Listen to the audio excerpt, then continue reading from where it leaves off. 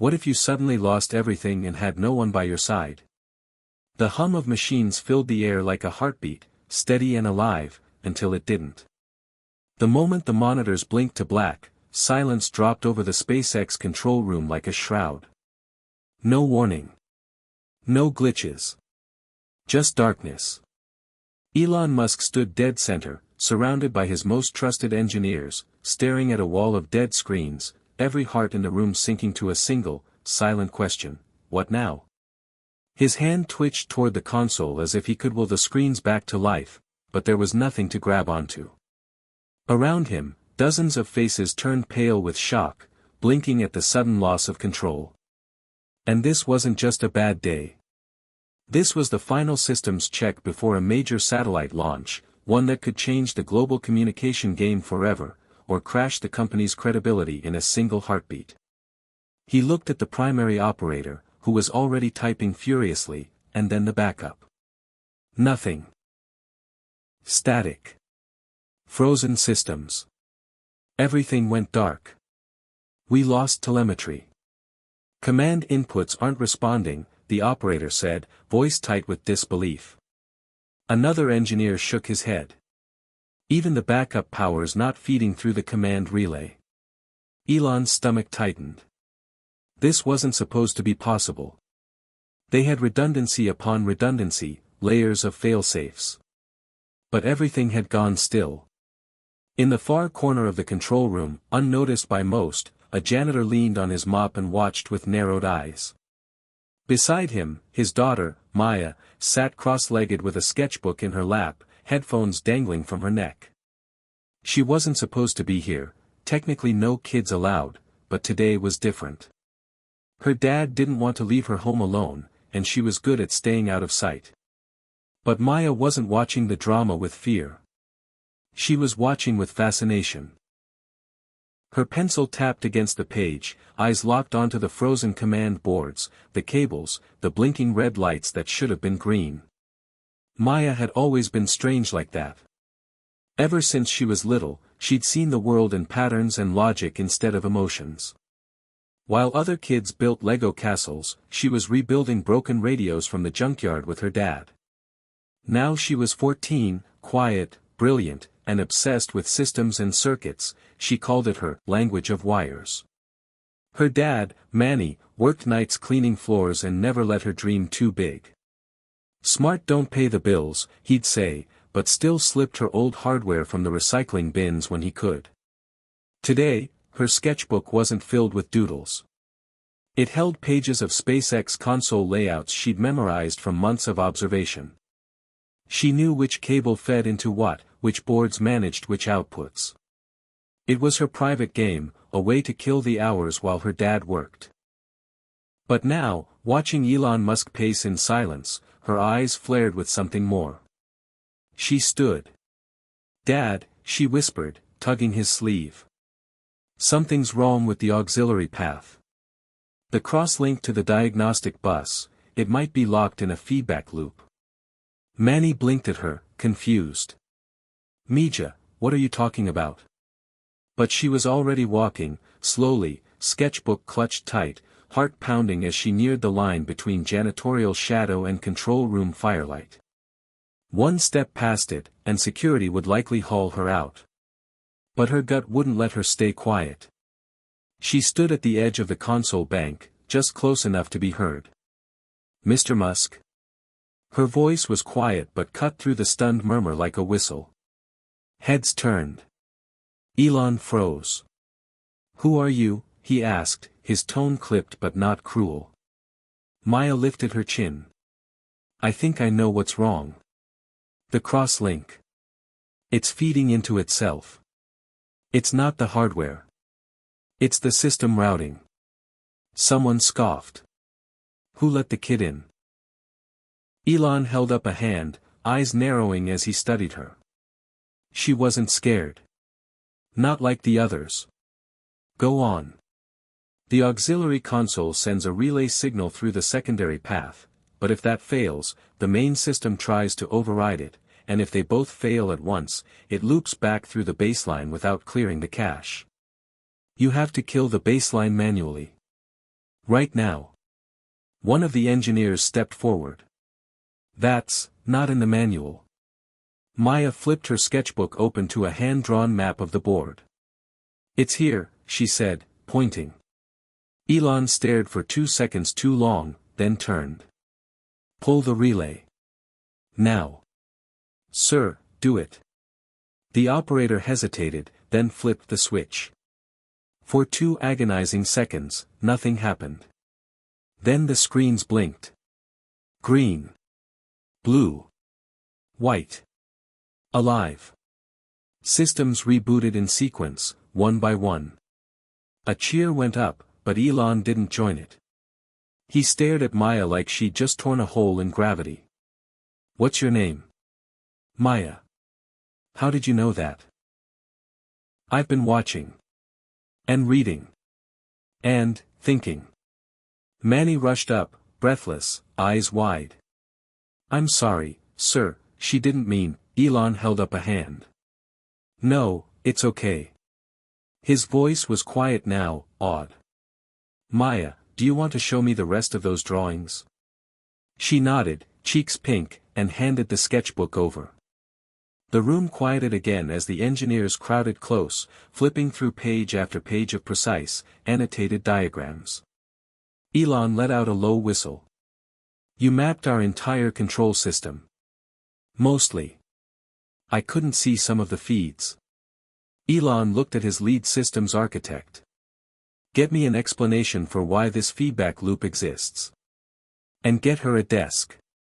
Today. She's a minor, then someone get her a mentor and sign the papers. Elon turned back to Maya. You just saved a $3 billion launch. How'd you like to do this for real? Maya swallowed hard. For real. For real. She grinned, big, goofy, bright, as if someone had just turned on the power in her own mind. It was that fast. That's surreal. 1 second she was a janitor's kid with a sketchbook, and the next she was standing in the command center of the most advanced space company on Earth, getting invited to change the world. No one knew her name that morning. By sunset, Maya's story was spreading like wildfire. Hit subscribe and leave a comment with where you're watching from. This story might just spark a new beginning. What's one thing that always pushes you forward, even when things get tough? Hit subscribe and leave a comment with where you're watching from. This story might just spark a new beginning. What's one thing that always pushes you forward, even when things get tough? Before the headlines. Before the chaos. Before she rewired the future in front of the world, Maya Torres was just a kid trying to understand why she never quite fit in. Even when she was little, other kids called her weird. Not mean, exactly. Just confused by her. While they played tag, Maya stared at lawn sprinklers, wondering how the pressure valves knew when to stop. While classmates laughed at cartoons, she took apart the TV remote to see what was inside. Manny, her father, tried to help her fit in. He didn't understand her completely, but he knew how it felt to be overlooked. He'd come from El Paso with nothing but a truck that barely ran and a toolbox his father gave him. He took every job he could get until a friend got him a gig cleaning at SpaceX's Texas facility. That was over a decade ago. He'd stayed ever since. Quiet. Reliable. Mostly invisible. The kind of man who never made waves, never called attention to himself. Maya's got a storm in her brain, he would say when she was younger, watching her scribble circuit diagrams while other kids doodled hearts and stars. But storms can light up the whole sky if you know how to steer. Maya didn't speak much in school. She read textbooks on her own time. Math came naturally.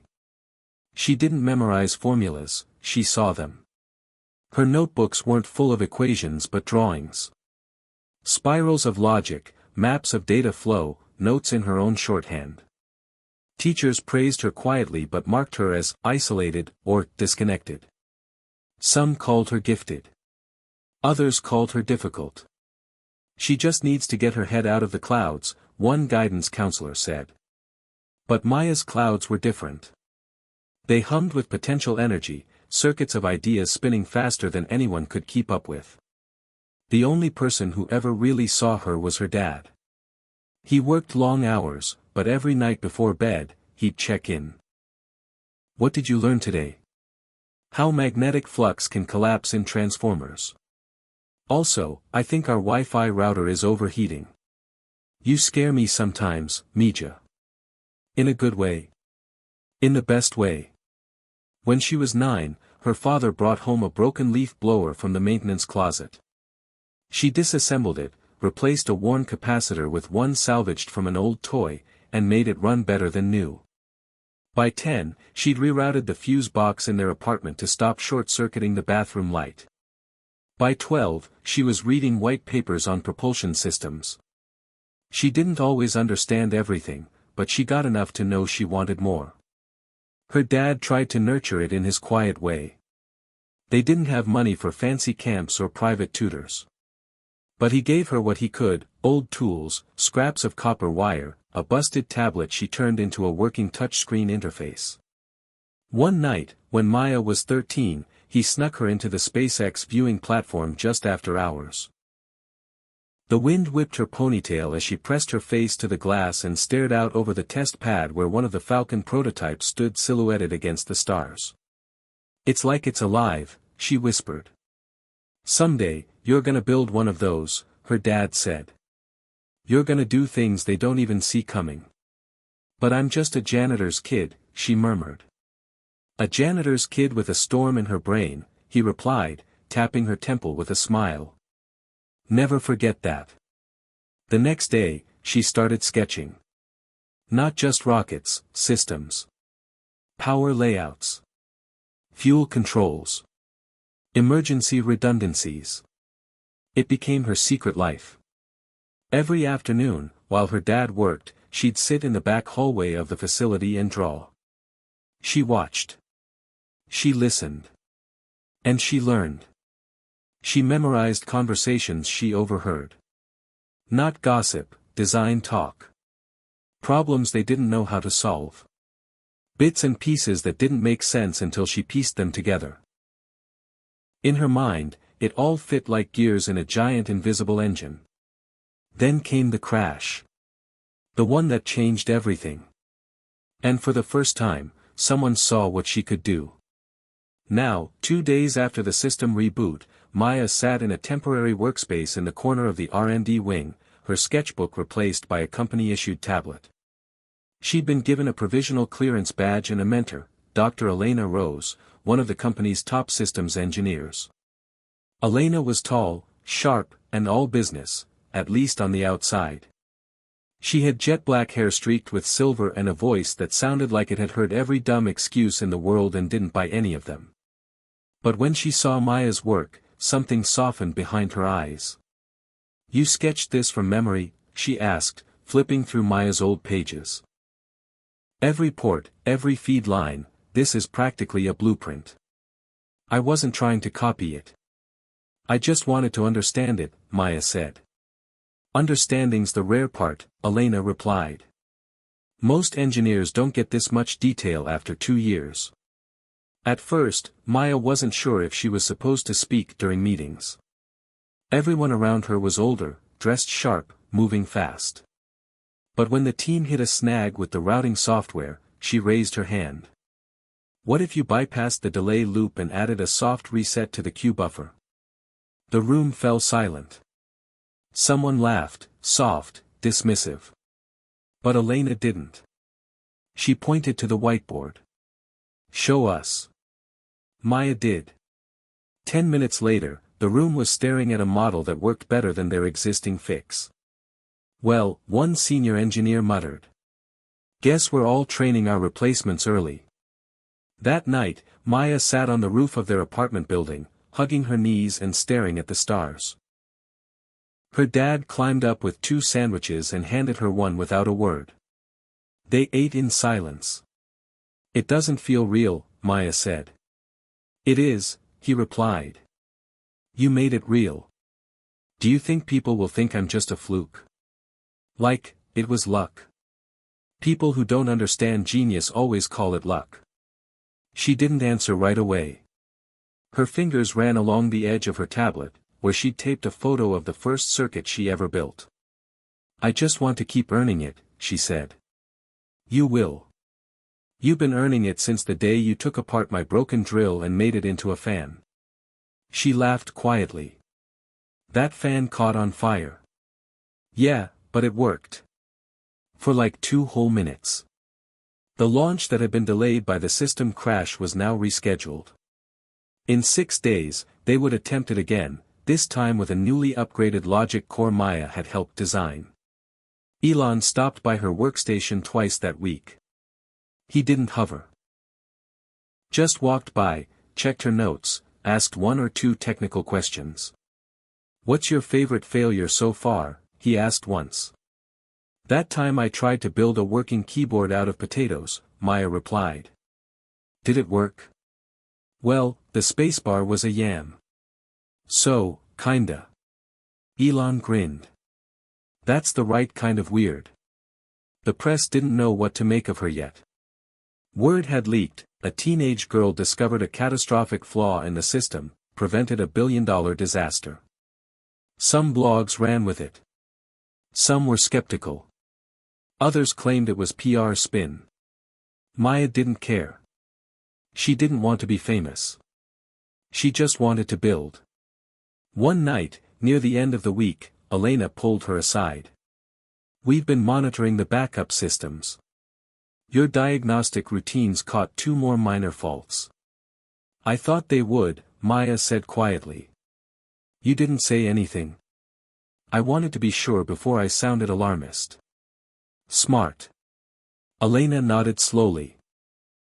"We'd like you to sit in during the launch." "Me? I'm not even a real engineer. You're the reason this thing's even happening. You've earned your seat." Maya's hands trembled a little when she called her dad to tell him. She tried to hide it in her voice, but he heard it. "I'll be watching, Mija," he said. "No matter what happens up there, you already launched your own future." And for the first time in her life, Maya believed him. Launch day came cloaked in gray skies and anticipation thick enough to cut with a knife. The air outside the control center was cool, crisp, electric. Inside, it was buzzing. Dozens of engineers moved with silent urgency, monitoring rows of screens, checking system statuses, exchanging nods and clipped words like a well-rehearsed ballet. But Maya sat still. A borrowed headset covered her ears, her hands folded tightly in her lap as she stared at the central monitor. Her ID badge hung awkwardly against her borrowed button-down shirt. Too big for her small frame, but no one questioned her presence. Not anymore. In the 6 days since the system crash, she'd gone from being the janitor's daughter with a sketchbook to the unofficial eyes of the launch integrity team. Her diagnostics had caught 2 more errors that would have snowballed into catastrophic misfires. Elon hadn't just acknowledged her. He'd publicly credited her during a company-wide call. And now, she was here. In the room. Witnessing the culmination of everything. T-minus 60 seconds, the operations lead announced, voice calm over the intercom. Elon stood behind the front row, arms folded, his expression unreadable. He didn't speak to Maya directly, but she felt the weight of his presence like a current pulsing through the room. Beside her, Dr. Elena Rose sat coolly, monitoring the heat signatures of the engine cores. "If anything feels wrong, say it," Elena murmured. "Doesn't matter who you interrupt. Trust your gut." Maya nodded, swallowing the lump in her throat. Her eyes flicked across the data readouts. Everything was clean. Stable. Ready. For a moment, she let herself feel it, that invisible wave rising just before a miracle happens. Her first launch. The culmination of weeks of whispers in the halls, months of late-night sketches, years of dreaming beyond what she dared say out loud. 10, the countdown began. 9. Her heartbeat matched the rhythm. 8. Her eyes locked on the telemetry stream. 7. Pressure levels within tolerance. 6. Fuel mixture ratios optimal. 5. Guidance alignment locked. 4. She whispered, "Come on." 3. Engines armed. 2. A deep, collective breath held. 1. Ignition. The rumble shook the walls. The rocket rose in a column of fire and thunder, ascending through the clouds with precision and grace. A cheer erupted across the control room, but Maya didn't move. She watched the pitch data, the yaw readouts, the heat signatures dancing just beneath maximum thresholds. Everything was working. Her code. Her fixes. Her insight. Separation in 3, 2, 1. The first stage broke cleanly, tumbling back to Earth on a controlled descent while the second stage ignited. More cheers. Applause. A few high fives. Elon allowed himself a smile, faint and proud. But even amid the celebration, Maya kept watching. Because systems don't celebrate. Systems don't feel joy. They keep moving. They either work or they fail. That's it. And then something blinked. Not an alarm. Not a dramatic crash. Just a blip. A flicker on the sensor feed. She leaned forward. "What was that?" she asked. Elena was already looking at her monitor. "Where?" "Velocity readout." "It dipped, just for a second." "Could be atmospheric drag," Elena said. "Or a signal lag." But Maya's fingers were already moving. She overlaid a data filter, cross-referenced the packet feed, and froze. "That's not lag," she said. "That's a misreport." Elena's eyebrows lifted.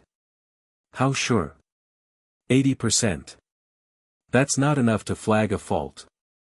But it's enough to ask a question." Elon was at her side in seconds. "Problem?" "Maybe," Maya said, pointing. "The velocity stream is reporting slightly higher than it should. If the telemetry's off by even a fraction, then our landing burn algorithm could misfire," Elena finished grimly. Elon didn't hesitate. "Flag the landing team. Manual confirmation needed." The command was relayed instantly. Downrange, engineers double-checked the stream.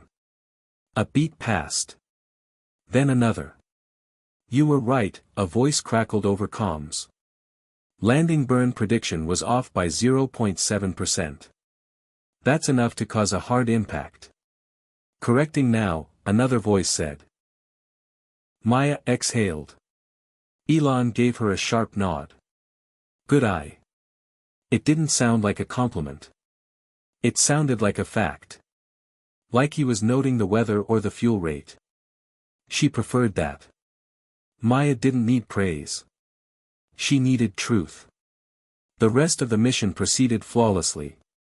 The satellite payload deployed without issue, the booster landed safely on the drone ship, and the data streams confirmed full success. And just like that, SpaceX had pulled off a mission that might have imploded a week earlier, and a 14-year-old girl had helped make it happen. When the room finally began to empty, Maya stayed seated. She stared at the now blank main screen, the adrenaline still fading from her limbs. Elena gently tugged off her headset. "You did good," she said. "So did everyone," Maya replied. "You're allowed to own your moment, kid." "I don't know how." Elena chuckled. "You'll learn."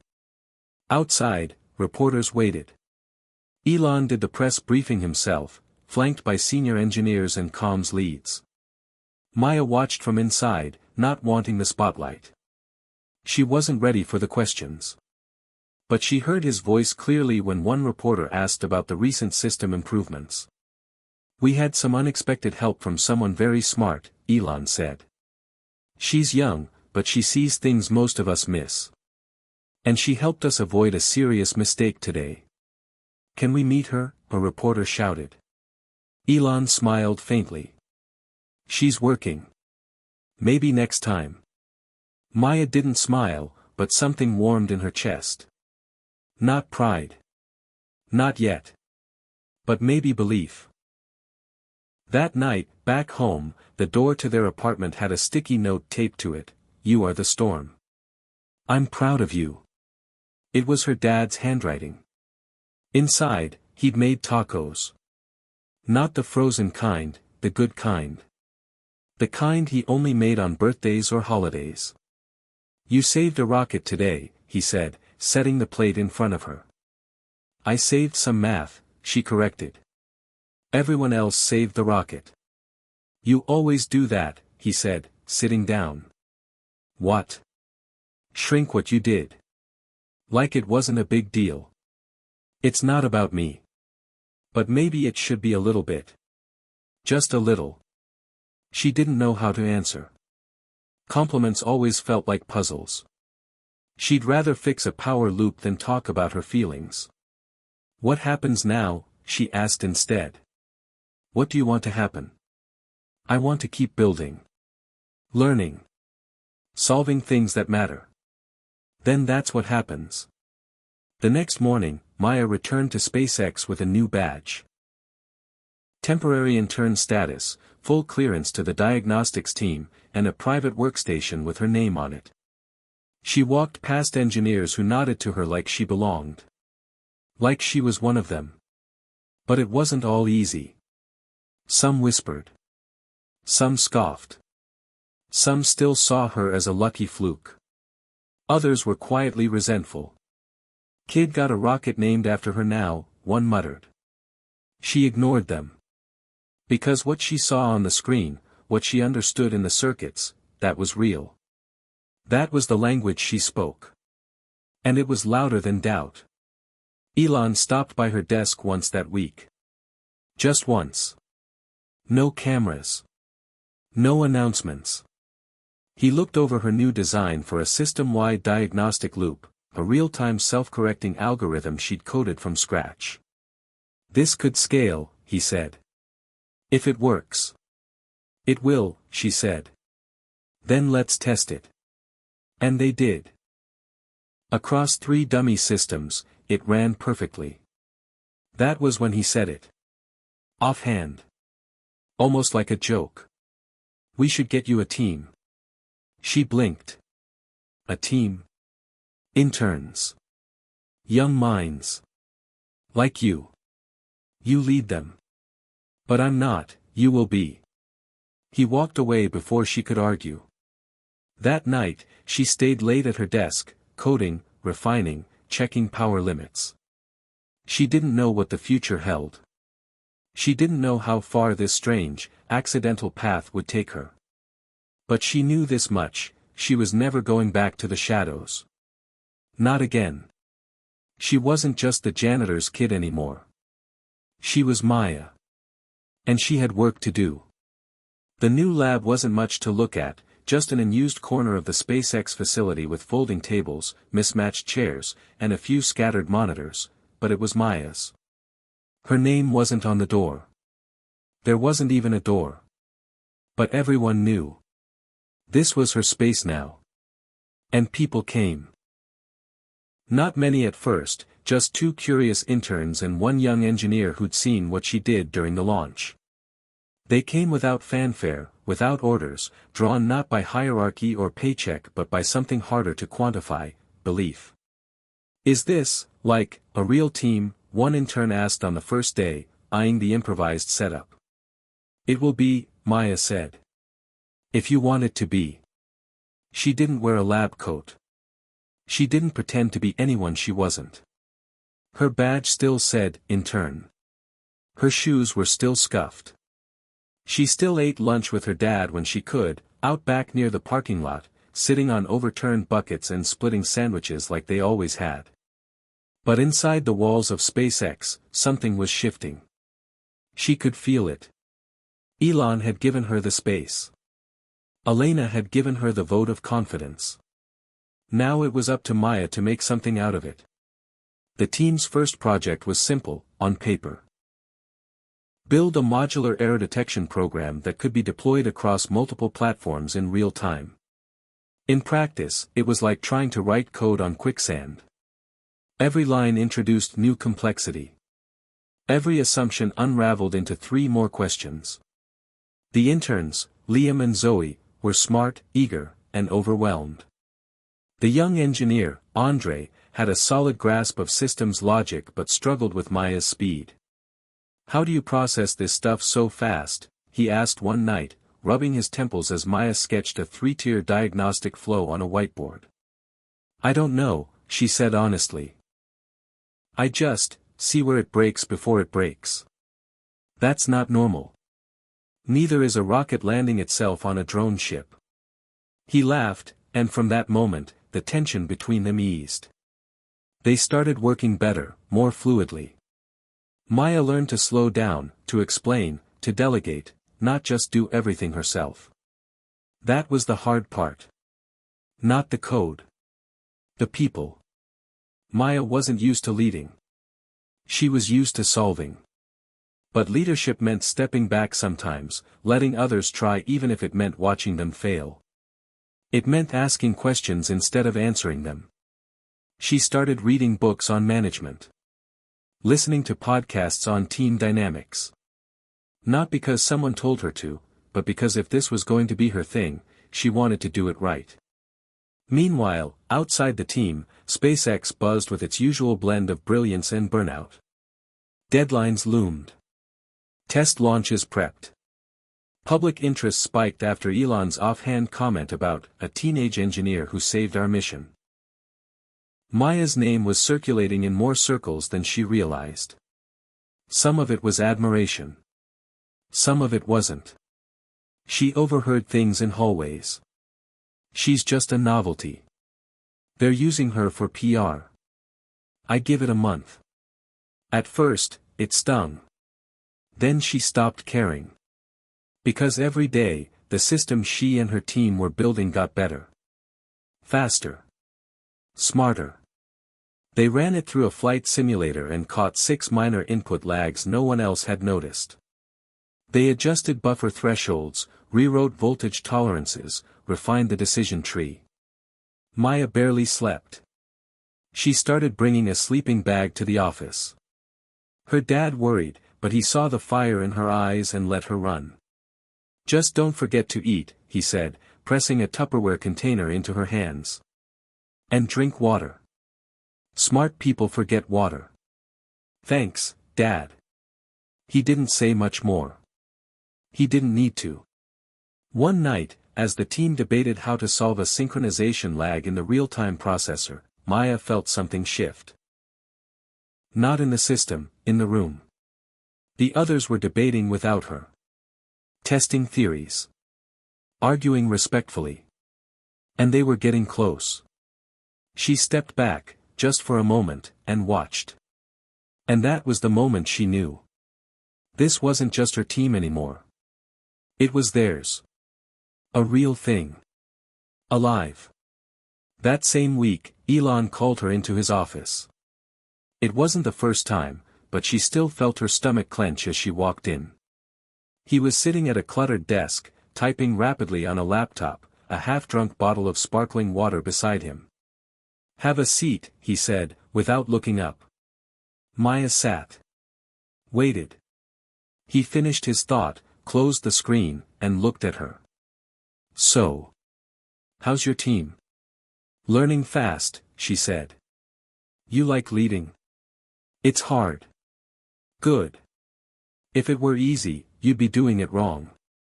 He leaned back in his chair, eyes studying her. "I've been watching the diagnostic system you're building. It's good. It's really good. You've already improved our anomaly detection rate by 18%. Maya blinked.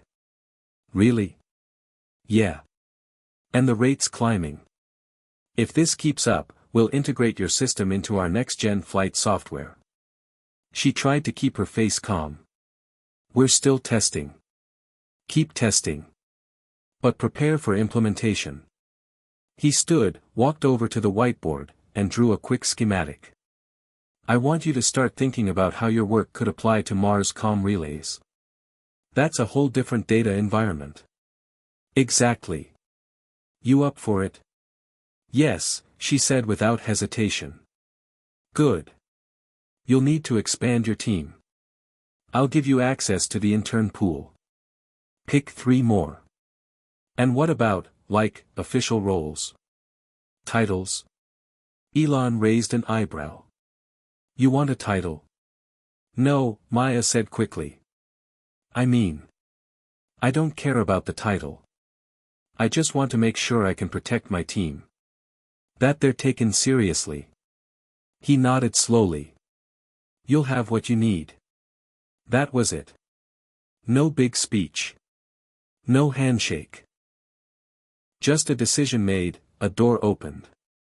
Maya walked out of that office with more responsibility than most engineers twice her age. And she carried it. She met with her team that night and laid out the next phase: expansion, testing, integration. She watched their eyes light up. Not because she was brilliant, but because she believed in them. Because she was giving them something real. The next few weeks blurred. Tests, code reviews, simulations. Maya started working with teams in California remotely, reviewing launch footage and comparing it against her system's flagged anomalies. She found 4 missed signals no one had noticed. Elena checked in every few days, proud but distant, letting Maya stand on her own. You're doing fine, she said once. Better than I expected. Thanks, Maya said. But I'm not fine. I'm barely holding it together. Elena smiled faintly. Good. That means you care. One day, Maya walked into her makeshift lab to find her dad there, leaning against the wall, watching her team argue over whether to test at 10x or 12x voltage variance. He looked proud. But quiet. What are you doing here? She asked. Just wanted to see the place. One of the guys at the front desk said my name had clearance now. That's weirdly cool. I brought you lunch. Of course you did. They sat on the floor and ate out of Tupperware like they always had. Maya looked around at the wires, the screens, the half-written code on the monitors. Do you think I'm in over my head? Probably, he said. But that's the only place anyone ever does anything worth doing. She leaned her head on his shoulder. Thanks, Dad. Always. That night, Maya stayed later than usual. The others had gone home. The room was quiet. She ran the system again, watched the diagnostics crawl across the screen. Everything worked. Everything flowed. And for the first time, she didn't feel like she was pretending. She didn't feel like an imposter or a fluke or someone who got lucky. She felt like she belonged. Like she was exactly where she was supposed to be. The janitor's kid. The girl with the storm in her brain. The leader of something new. 3 weeks after Maya's diagnostic system flagged the faulty telemetry glitch, she stood in a room full of people twice her age, all waiting for her to speak. A dozen eyes watched her, expectant, skeptical, cautious. The SpaceX Integration Board was reviewing the latest build of her system, now called Series, short for Continuous Evaluation of Real-Time Engineering Systems, and they had questions. Serious ones. Elon wasn't in the room. But his signature was on the approval line, pending final technical clearance. The lead systems director, a broad-shouldered man named Rourke with a voice like gravel, leaned forward. You wrote this entire framework from scratch? No, Maya said, her voice steady but soft. I wrote the core routines. My team contributed to the integration logic and error reporting modules.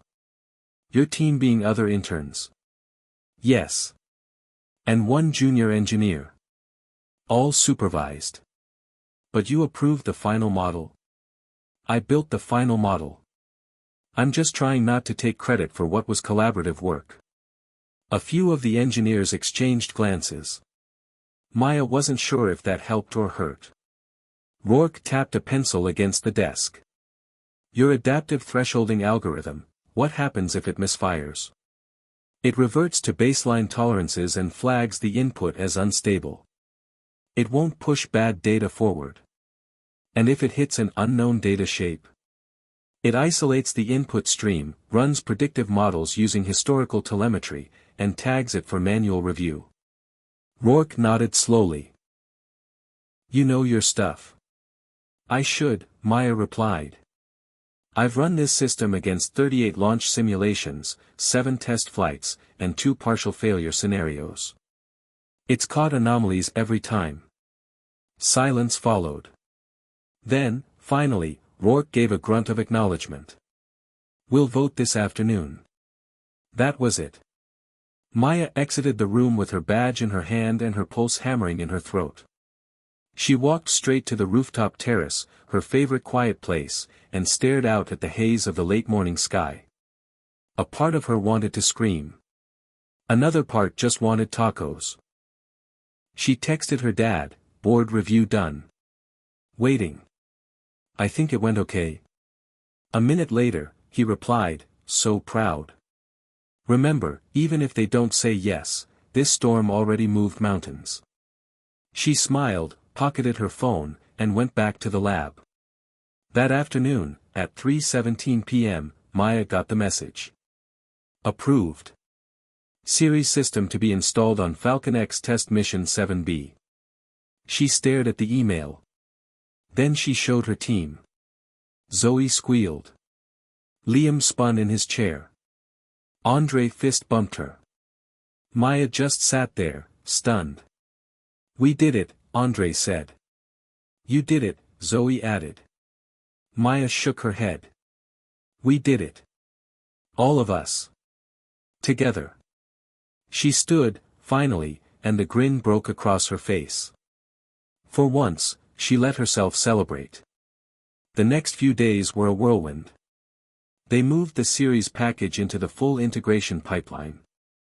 Test engineers from California and Florida pinged her with questions at all hours. Maya barely slept, working with her team to refine redundancies, document fail-safes, and patch 2 minor bugs. She wrote clear deployment instructions and even filmed a video walkthrough, because she knew that if the system was confusing, no one would use it. She didn't want praise. She wanted impact. One evening, as she worked through a script error flagged by QA, Elon stopped by her lab. He didn't knock. Just walked in, holding a tablet, and leaned against the edge of her desk. Congrats, he said. Thanks. You know, most people spend a year here before anyone knows their name. I wasn't trying to get noticed, Maya said. I was just trying to keep the rocket from blowing up. Elon chuckled. Smart goal. He looked around the space, now less makeshift, with real workstations, extra monitors, and half a dozen tagged prototypes. This team of yours, it's becoming something bigger. They listen to you. I'm still figuring out how to lead. Leadership isn't about having all the answers. It's about asking the right questions, over and over. And owning the mistakes. Exactly. He handed her the tablet. It was a breakdown of the Falcon X 7B launch timeline. Your system's being credited as a major innovation in the pre-flight safety matrix. After the test, we'll be talking about how to scale it across all divisions. Maya stared at the tablet. That's a lot. Yeah. You ready for that? No, she said. But I'm doing it anyway. Elon smiled. That's the right answer. As the test launch approached, the pressure mounted. Maya's team worked around the clock. Every time a system loaded without crashing, she felt relief. Every time they caught a bug before it propagated, she felt pride. And every time someone called her, just a kid, she let her work speak louder. The night before the test flight, Maya and her dad sat in the living room, eating takeout. Neither said much. The air between them was heavy with nerves. You good? He asked, finally. No, she said. But I'm close. Nervous? Terrified. If the system crashes mid-flight, it won't. But if it does, it'll be my fault. He set down his fork. You know, when you were 6, you tried to build a toaster out of a lunchbox. It caught on fire. But before it did, it warmed up bread. For like 5 seconds. That's not failure. That's figuring it out. She laughed. You always have a story. That's what dads are for. The morning of the Falcon X-7B test, the control room was packed. Maya sat beside Elena in the second row, her headset on, her hands shaking slightly. Series ran in parallel, not live control yet, but monitoring everything. The moment the countdown began, the fear faded. Maya clicked into focus. 10. 9. 8. Series confirmed all systems nominal. 7. 6. 5. Input stream stable. 4. 3. Burn sequence armed. 2. 1. Ignition. The rocket soared. Clean. Sharp. Beautiful.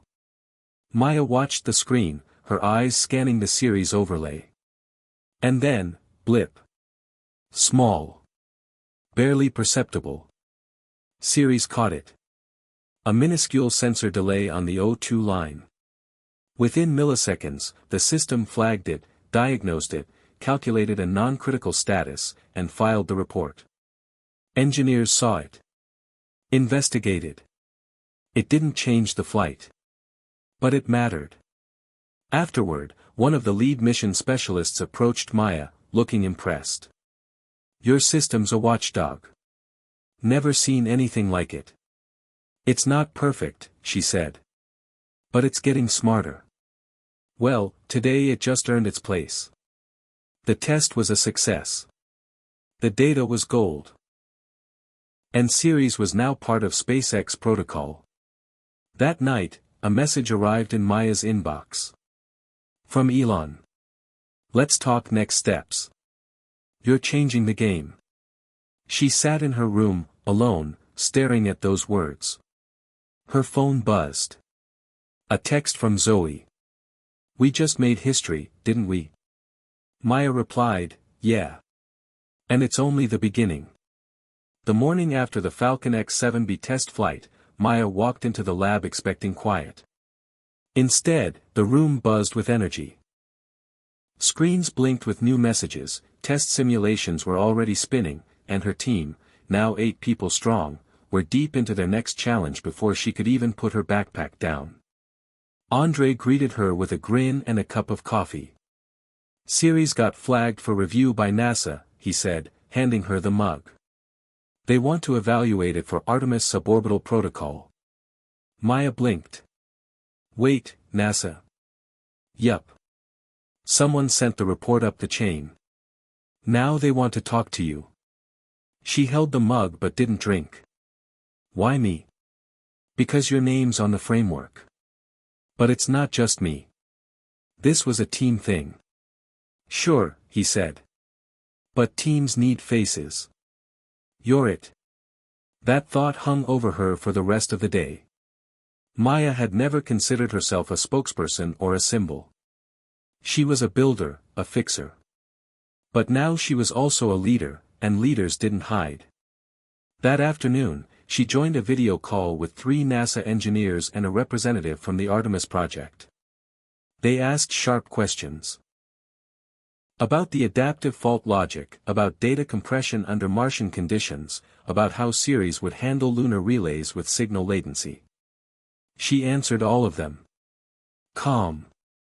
Clear. Technical. At the end of the call, the Artemis rep smiled. It's rare to see a system so robust and so lightweight. Your team's onto something.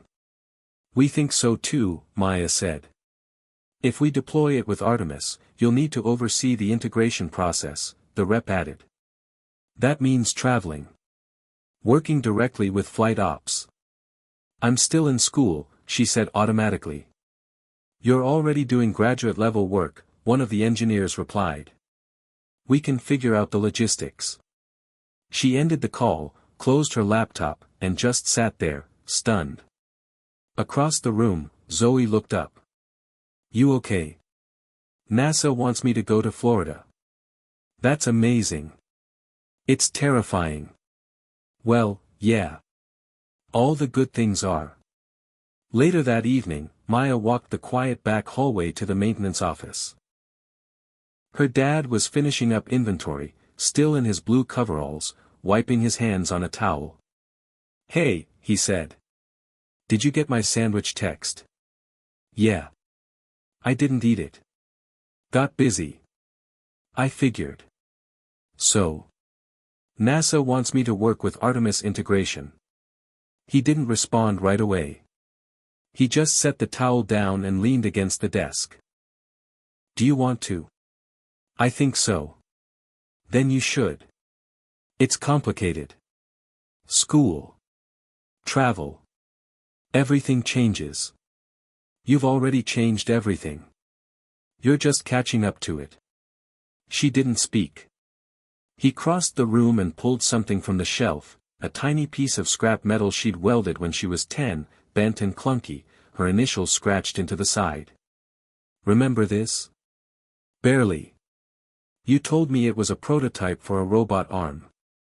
You couldn't make the joints work, but you said one day, you'd fix it.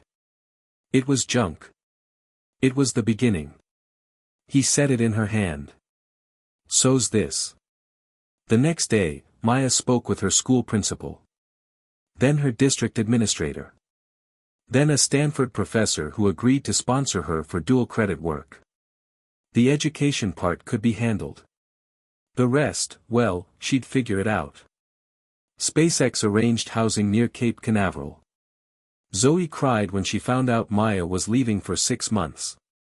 Andre made a stupid joke about sending postcards from the moon. Her dad hugged her longer than he ever had. Go build the future, he whispered. She left in late September, flying solo for the first time. Her hands trembled through takeoff. But when she stepped off the plane, the Florida air hit her like a wall of heat and possibility. A driver met her at the gate with a sign that said, Maya Quinn, SpaceX. She climbed into the black van, watched the palm trees blur by, and realized something: this was her life now. Not a dream. Not a fantasy. Real. Tangible. She was 16 years old, and NASA had invited her to help build systems for lunar exploration. The Artemis Flight Control Center was like nothing she'd ever seen, sleek, massive, intimidating. Dozens of consoles. Engineers from every imaginable background. And here she was, the youngest person in the room by a decade. They gave her a badge. A desk. A title, Integration Support Lead, Diagnostic Systems. It didn't feel real. But the work was. And it was intense. She sat in on data stream tests, helped refine relay protocols, and spotted a processing bottleneck in the telemetry decoder after just 3 days. The lead engineer on Artemis Phase B, a sharp woman named Dr. Willa Chan, took notice. That was good work, she told Maya. We've had that lag for weeks. It's a pipeline problem, Maya said.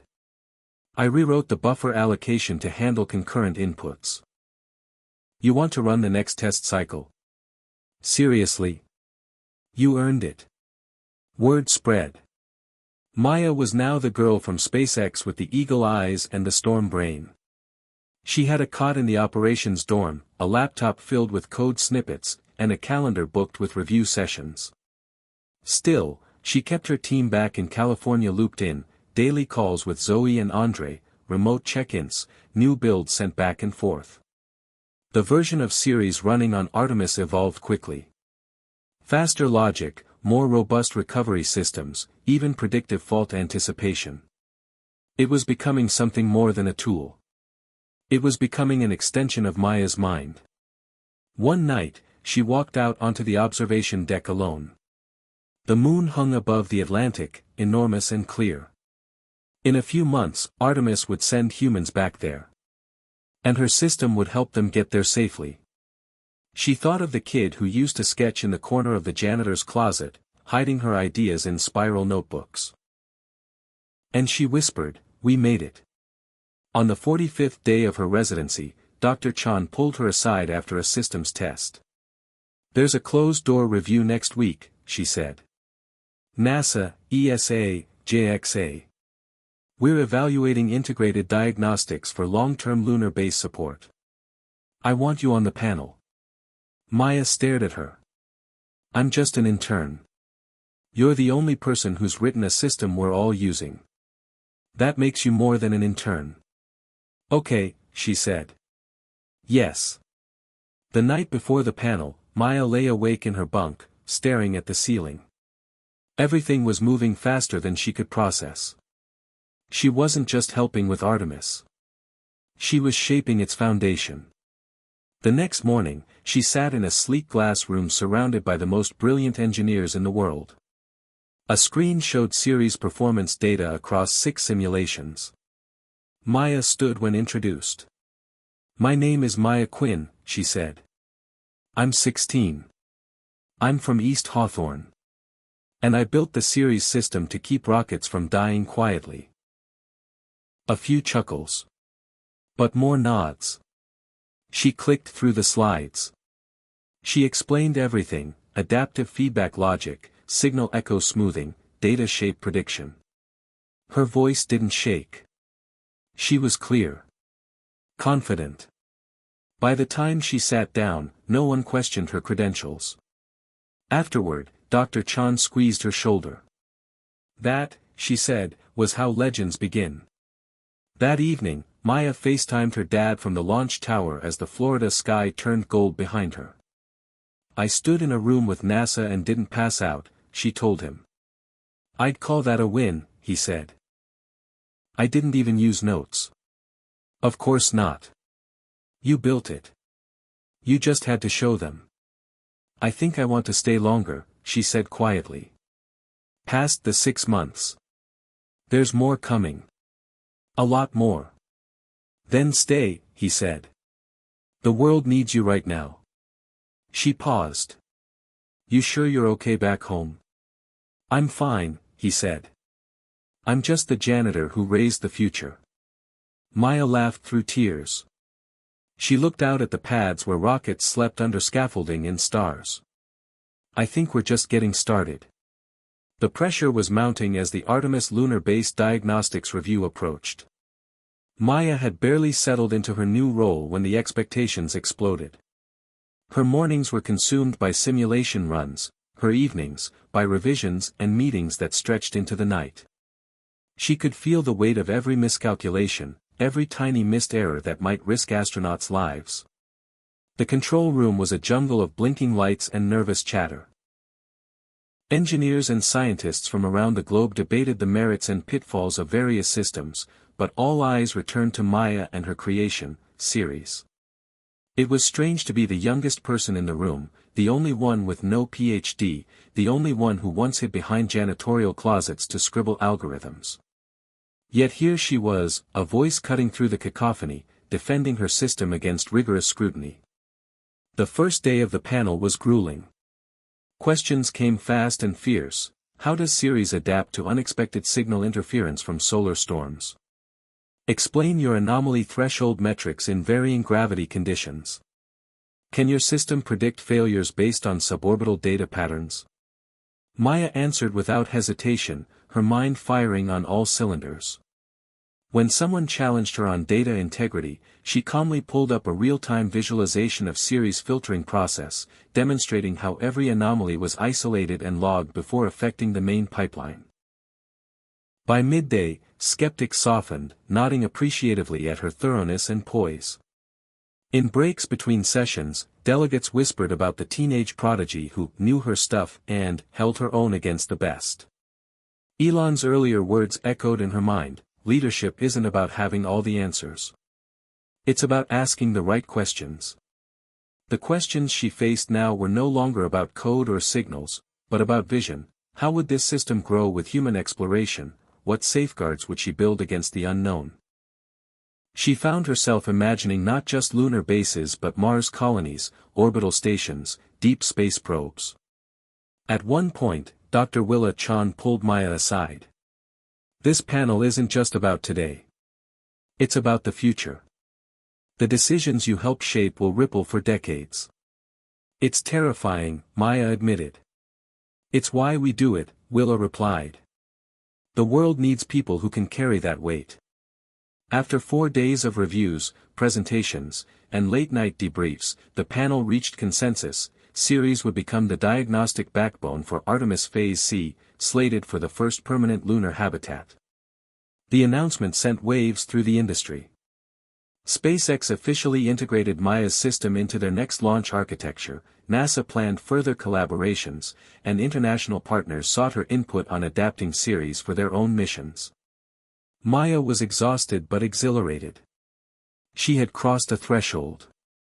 The reality of leadership settled in not with fanfare, but in the quiet moments. When she'd stay up tweaking code to accommodate an obscure sensor error, when she'd mediate tense debates between engineers resistant to change, when she'd reassure her team that every failure was a step closer to success. One night, during a rare break, Maya wandered the launch pad's perimeter, the moon casting silver light over the dormant rockets. She thought about her dad, working his shift miles away in the maintenance bay, the man who taught her resilience without words. Her phone buzzed, an incoming call from Elon Musk. "Hey, Maya," he said, voice low and sincere. "I've been following everything. NASA, Artemis, the panel. You're killing it." "Thanks," she whispered, still awed he'd call. "Listen, we're gearing up for Falcon X8. It's the biggest test yet. We need your system integrated in real-time diagnostics.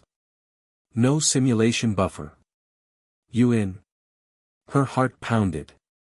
This was the moment she'd dreamed of. "Absolutely. Good. We're counting on you." After the call, Maya's team gathered in the lab. "Falcon X8 is our Everest," she told them. "Live diagnostics means no margin for error." Zoe cracked her knuckles. "Let's climb it."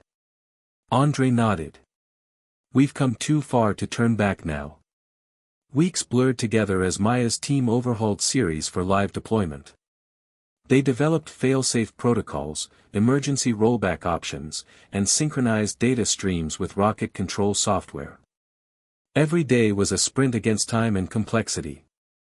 Sleep was scarce, tensions flared. Maya found herself mediating arguments, calming frayed nerves, and keeping everyone focused on the bigger picture.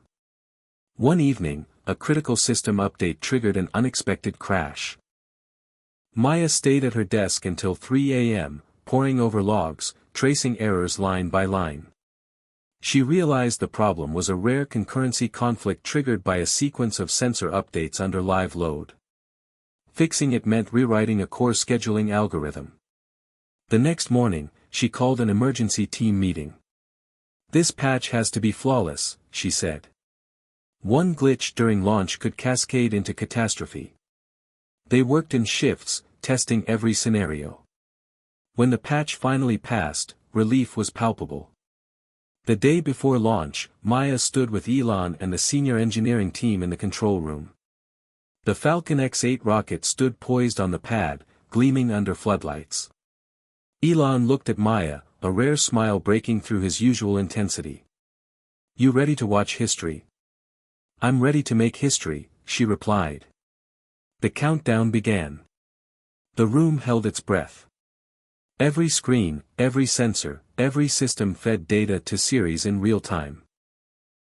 As the engines ignited, the rocket surged upward, trailing fire and thunder. Ceres monitored temperature, pressure, fuel flow, telemetry signals, and hundreds of micro-failures in milliseconds. Mid-flight, a subtle anomaly appeared, a minute drop in oxidizer pressure. Ceres flagged it instantly and initiated corrective protocols. Engineers on the ground scrambled to adjust valves based on Maya's system recommendations. The rocket stabilized. The crowd exhaled. As Falcon X-8 reached orbit and completed its mission objectives, the control room erupted in cheers. Maya's system had done more than watch. It had saved the flight. Later that night, back in her dorm, Maya sat alone, scrolling through congratulatory messages from NASA, SpaceX, and even Elon himself. She thought about the janitor's closet where it all started, the long nights alone with her code, the sacrifices her family made. The journey was far from over. But tonight, she allowed herself a quiet moment of triumph. Tomorrow, the universe would call for more.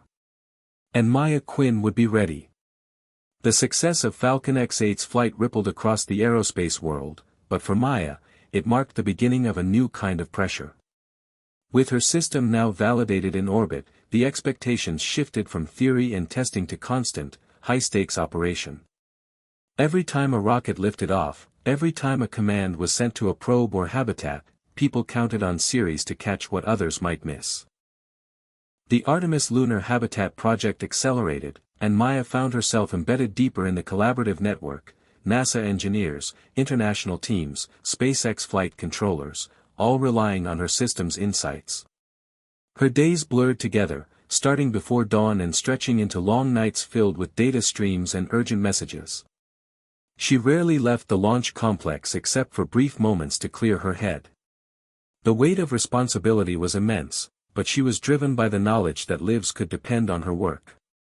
One morning, while analyzing telemetry from a routine supply shuttle heading to the International Space Station, Maya noticed an irregular signal pattern that didn't match any known fault. She dove deeper, isolating the anomaly to a new type of interference caused by solar weather, something current models hadn't fully predicted. She immediately alerted Dr. Willa Chan and the flight team. If this goes unnoticed, it could cause a serious communications blackout, Maya explained. The team mobilized quickly, integrating Maya's adaptive filter updates into the shuttle's systems. Within hours, the shuttle's data flow normalized, avoiding what could have been a critical failure. This incident sparked international interest. Other agencies wanted to collaborate, to incorporate Ceres into their own systems. The young programmer from a modest background was suddenly a global influencer in space tech. But the spotlight wasn't always kind. Media outlets clamored for interviews, headlines ranged from "Teen Genius Saves Space Missions" to more skeptical tones questioning her experience and age. Some questioned whether a 16-year-old could truly manage such complex systems. Maya learned quickly to filter the noise. She found solace in her small team and in late-night talks with her dad, who reminded her, "They don't know your journey. They only see the surface." Still, the personal sacrifices weighed heavily. She missed school milestones, her friends back in California, even the simple routines of home. Zoe's texts, filled with encouragement and jokes, became lifelines. "You're a rock star," Zoe wrote one day. "Don't forget to breathe." Maya laughed quietly at the message in the quiet of her dorm. The Artemis Lunar Habitat moved from design to construction phases, and with it came new challenges. The habitat's communication and diagnostic systems needed to be fail-proof in an environment where repair was almost impossible. Maya worked alongside hardware engineers to adapt Ceres for the harsh lunar environment: extreme temperatures, radiation bursts, microgravity sensor drift. Each problem pushed her team to innovate. One night, a radiation spike caused a critical data node to shut down unexpectedly during a simulation. Maya stayed at her console, fingers flying across the keyboard, rewriting the node's recovery protocols in real time. The team watched, breath held, as Ceres restored full function seconds before the simulation would have failed. That success cemented her reputation. Word of her hands-on approach and technical brilliance spread even to Elon Musk himself, who invited Maya to the Tesla Gigafactory in Nevada to see how space technology could integrate with terrestrial energy storage and AI. It was a whirlwind trip, packed with tours, talks, and meetings with engineers across fields. Maya was fascinated by how different industries approached similar problems from unique angles.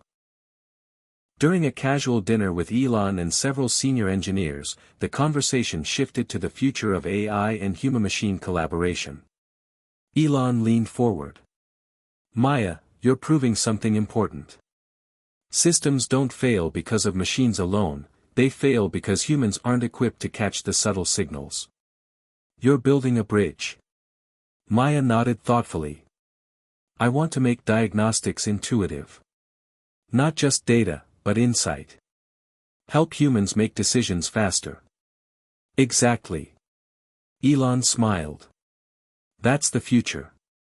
Back in Florida, the months flew by.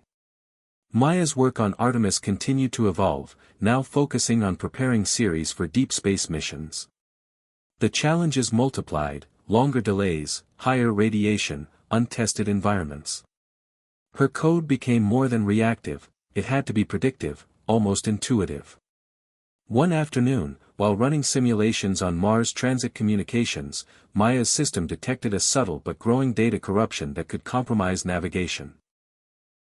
She worked feverishly to develop a patch that would reroute data streams around compromised nodes autonomously. Testing took days. When the patch passed, her entire team celebrated. They were no longer just reacting to problems, they were anticipating and outmaneuvering them. But despite the victories, Maya felt an undercurrent of loneliness. She was surrounded by experts, but sometimes struggled to connect beyond her work. The cultural gap between her youth and the seasoned engineers sometimes felt wide. During one particularly exhausting week, she received a message from her dad: "Remember, even the tallest towers need a solid foundation. Don't lose yourself." His words stayed with her as she prepared for the upcoming Artemis Phase C launch, a mission that would send the first humans to the permanent lunar base. The stakes had never been higher. On launch day, the control room buzzed with energy and tension. Maya's team monitored every system, every data point, ready to intervene if needed. The rocket lifted off smoothly, Ceres analyzing real-time diagnostics with flawless precision. Mid-flight, a sudden temperature surge in one of the habitat's life support systems triggered an alert. Maya's system immediately isolated the anomaly, cross-referenced it with predictive models, and recommended emergency adjustments. Flight engineers implemented the changes, stabilizing the habitat conditions. The astronauts aboard Artemis 3 sent grateful messages: systems held steady, crisis averted. The success cemented Maya's place in space history. That night, as the mission continued into orbit, Maya stood outside, looking up at the stars. The moon shone brighter than ever, a symbol of human perseverance and exploration. She realized that her journey, from a janitor's daughter sketching ideas in the shadows to a leader in space technology, was only beginning. In that quiet moment, Maya whispered, "This is just the start." The Artemis Phase C mission success brought Maya Quinn into a new orbit of responsibility and scrutiny. Overnight, her work shifted from cutting-edge innovation to the bedrock of interplanetary safety protocols. She had to balance the demands of the space agencies, private aerospace firms, and political overseers all eager for flawless performance. Her inbox flooded with technical reports, urgent requests, and invitations to speak at conferences she had never dreamed of attending. Yet amid the whirlwind, Maya found herself confronting a deeper question: how to keep humanity's fragile curiosity alive amid the cold calculus of data and risk. One late evening, while running diagnostics on the lunar habitat's communication array, Maya caught a strange signal burst. At first glance, it appeared as random noise, but the pattern repeated, a subtle, rhythmic blip. Intrigued, she isolated the transmission and cross-checked it against solar weather databases. Nothing explained it. She flagged it to the Artemis science team. "Could it be interference?" asked one engineer. "Possibly," Maya replied, "but it's too consistent. It almost feels intentional." The team chuckled uneasily. The idea of extraterrestrial signals seemed the realm of science fiction. But Maya's instincts told her to dig deeper. She dedicated nights to decoding the mysterious blip, running it through pattern recognition algorithms she tweaked herself. Slowly, a faint but unmistakable sequence emerged, something resembling a coded message. She shared her findings discreetly with Dr. Willa Chan, who cautioned caution but encouraged further analysis. The weeks passed, and the signal persisted, weaving its quiet rhythm through Artemis communications. The scientific community was divided, some dismissed it as equipment glitch, others whispered of cosmic contact. Meanwhile, Maya's personal life was shrinking under the relentless demands of her work. Her father's health was declining, the stress of long shifts and constant pressure wore her thin. Yet she refused to step back. "I can't stop now," she told Zoe during a rare phone call. "There's something here. Something we don't understand yet." Zoe's voice softened. "Just don't lose yourself chasing shadows." The lunar base team prepared for Artemis Phase D, which would extend the habitat's capacity and begin preparation for Mars transit. Maya's system needed to evolve again, to integrate with new hardware and software while maintaining unbreakable reliability. The pressure was immense. One morning, a severe solar storm erupted, sending torrents of charged particles hurtling toward the moon.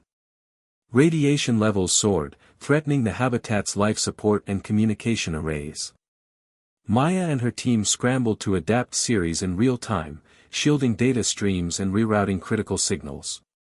The storm raged for hours, each minute stretching into a tense eternity. Ceres detected cascading failures in backup power units and automatically engaged secondary protocols to stabilize the habitat systems. The Artemis astronauts sent urgent messages of gratitude as the storm passed without major incident. This event cemented Ceres' role as the heart of lunar operations. In the aftermath, space agencies increased funding and accelerated plans for Mars. Maya was invited to join the Mars Mission Advisory Panel. The transition was daunting. Mars posed new challenges: longer delays in communication, harsher radiation, and unknown environmental variables. Maya realized her system had to think even faster, predict better, and recover quicker. She pored over past mission data, learning every nuance of Martian conditions. One night, while analyzing simulation data, Maya discovered a rare failure mode that could disrupt landing procedures, an unexpected sensor feedback loop caused by dust storms interfering with radar arrays. The implications were severe: a single failed landing could cost lives and years of progress. She called an emergency meeting. "We need to redesign the sensor fusion algorithms to handle these conditions autonomously," she said. The team worked around the clock, running simulations, testing hardware, and rewriting code. Exhaustion was constant, but the stakes fueled relentless focus. Outside the technical realm, Maya's fame continued to grow. Media appearances, keynote speeches, and award ceremonies filled her calendar. Yet, amid the accolades, she felt a growing disconnect. The world celebrated her as a prodigy, but few understood the loneliness beneath the triumph. She missed simple things: quiet moments with her father, laughter with old friends, the sense of home. One afternoon, Elon Musk visited the Lunar Control Center to personally review the Mars transit preparations. He greeted Maya warmly, his usual intensity softened by genuine admiration. "You're shaping the future," he said. "But don't forget to live it too." Maya nodded, appreciating the rare advice. That evening, she sat on the observation deck, staring at the Earth hanging in the blackness. She thought about her journey, from a janitor's closet in Texas to the edge of human exploration. The vastness of space was both awe-inspiring and isolating. Suddenly, her comms beeped, an alert from Ceres. A new anomaly had been detected in the Mars transit simulation, one that hadn't appeared in any prior tests. Heart racing, Maya dove into the data. The anomaly was subtle but potentially catastrophic: a feedback loop in the navigation system that could cause trajectory deviation during transit. She rallied her team immediately. Hours passed as they dissected the code, traced the fault, and engineered a patch. Exhausted but triumphant, Maya realized this was the crucible that would define her career. The system she built was no longer just code, it was a lifeline for humanity's next giant leap. As dawn broke, she sent the final update to Mission Control. The patch integrated seamlessly. Relief washed over her, but the work was far from over. That morning, a surprise message arrived from an unexpected source, the janitor who had first introduced her to Elon Musk years ago. "Proud of you, kid. Keep pushing. The universe is yours." Maya smiled, her resolve renewed. The road ahead was daunting, but she was ready. With every line of code, every sleepless night, she wasn't just writing software, she was writing history. Hit subscribe and leave a comment with where you're watching from. This story might just spark a new beginning. What's one thing that always pushes you forward, even when things get tough? The Artemis Phase D launch was set to be the most complex mission yet, marking humanity's first extended stay on the lunar surface and laying the groundwork for Mars colonization. Maya found herself at the center of this unprecedented endeavor, her diagnostic systems series now integrated into almost every critical subsystem. The complexity was staggering. Every sensor, every circuit, every microsecond of communication passed through her code, which had to process and respond in real time, ensuring flawless operation. The weight of this responsibility was crushing, but Maya thrived under pressure. The control room buzzed with activity as engineers and scientists worked side by side, their eyes glued to screens displaying streams of data. Maya's team monitored Ceres' health, scanning for anomalies and optimizing performance. Yet, despite meticulous preparation, the unpredictable nature of space loomed large. Days before launch, a sudden solar flare disrupted communications, forcing the team to scramble to shield data streams and reconfigure systems. Maya worked non-stop, tweaking adaptive algorithms to protect Artemis systems from interference. As the launch window approached, tensions peaked. Elon Musk himself was present, pacing the room with a mix of excitement and anxiety. "This mission defines us," he told Maya quietly. "Failure is not an option." On launch day, the atmosphere was electric.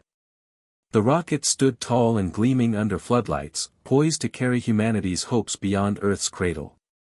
The countdown began, voices calm but intense.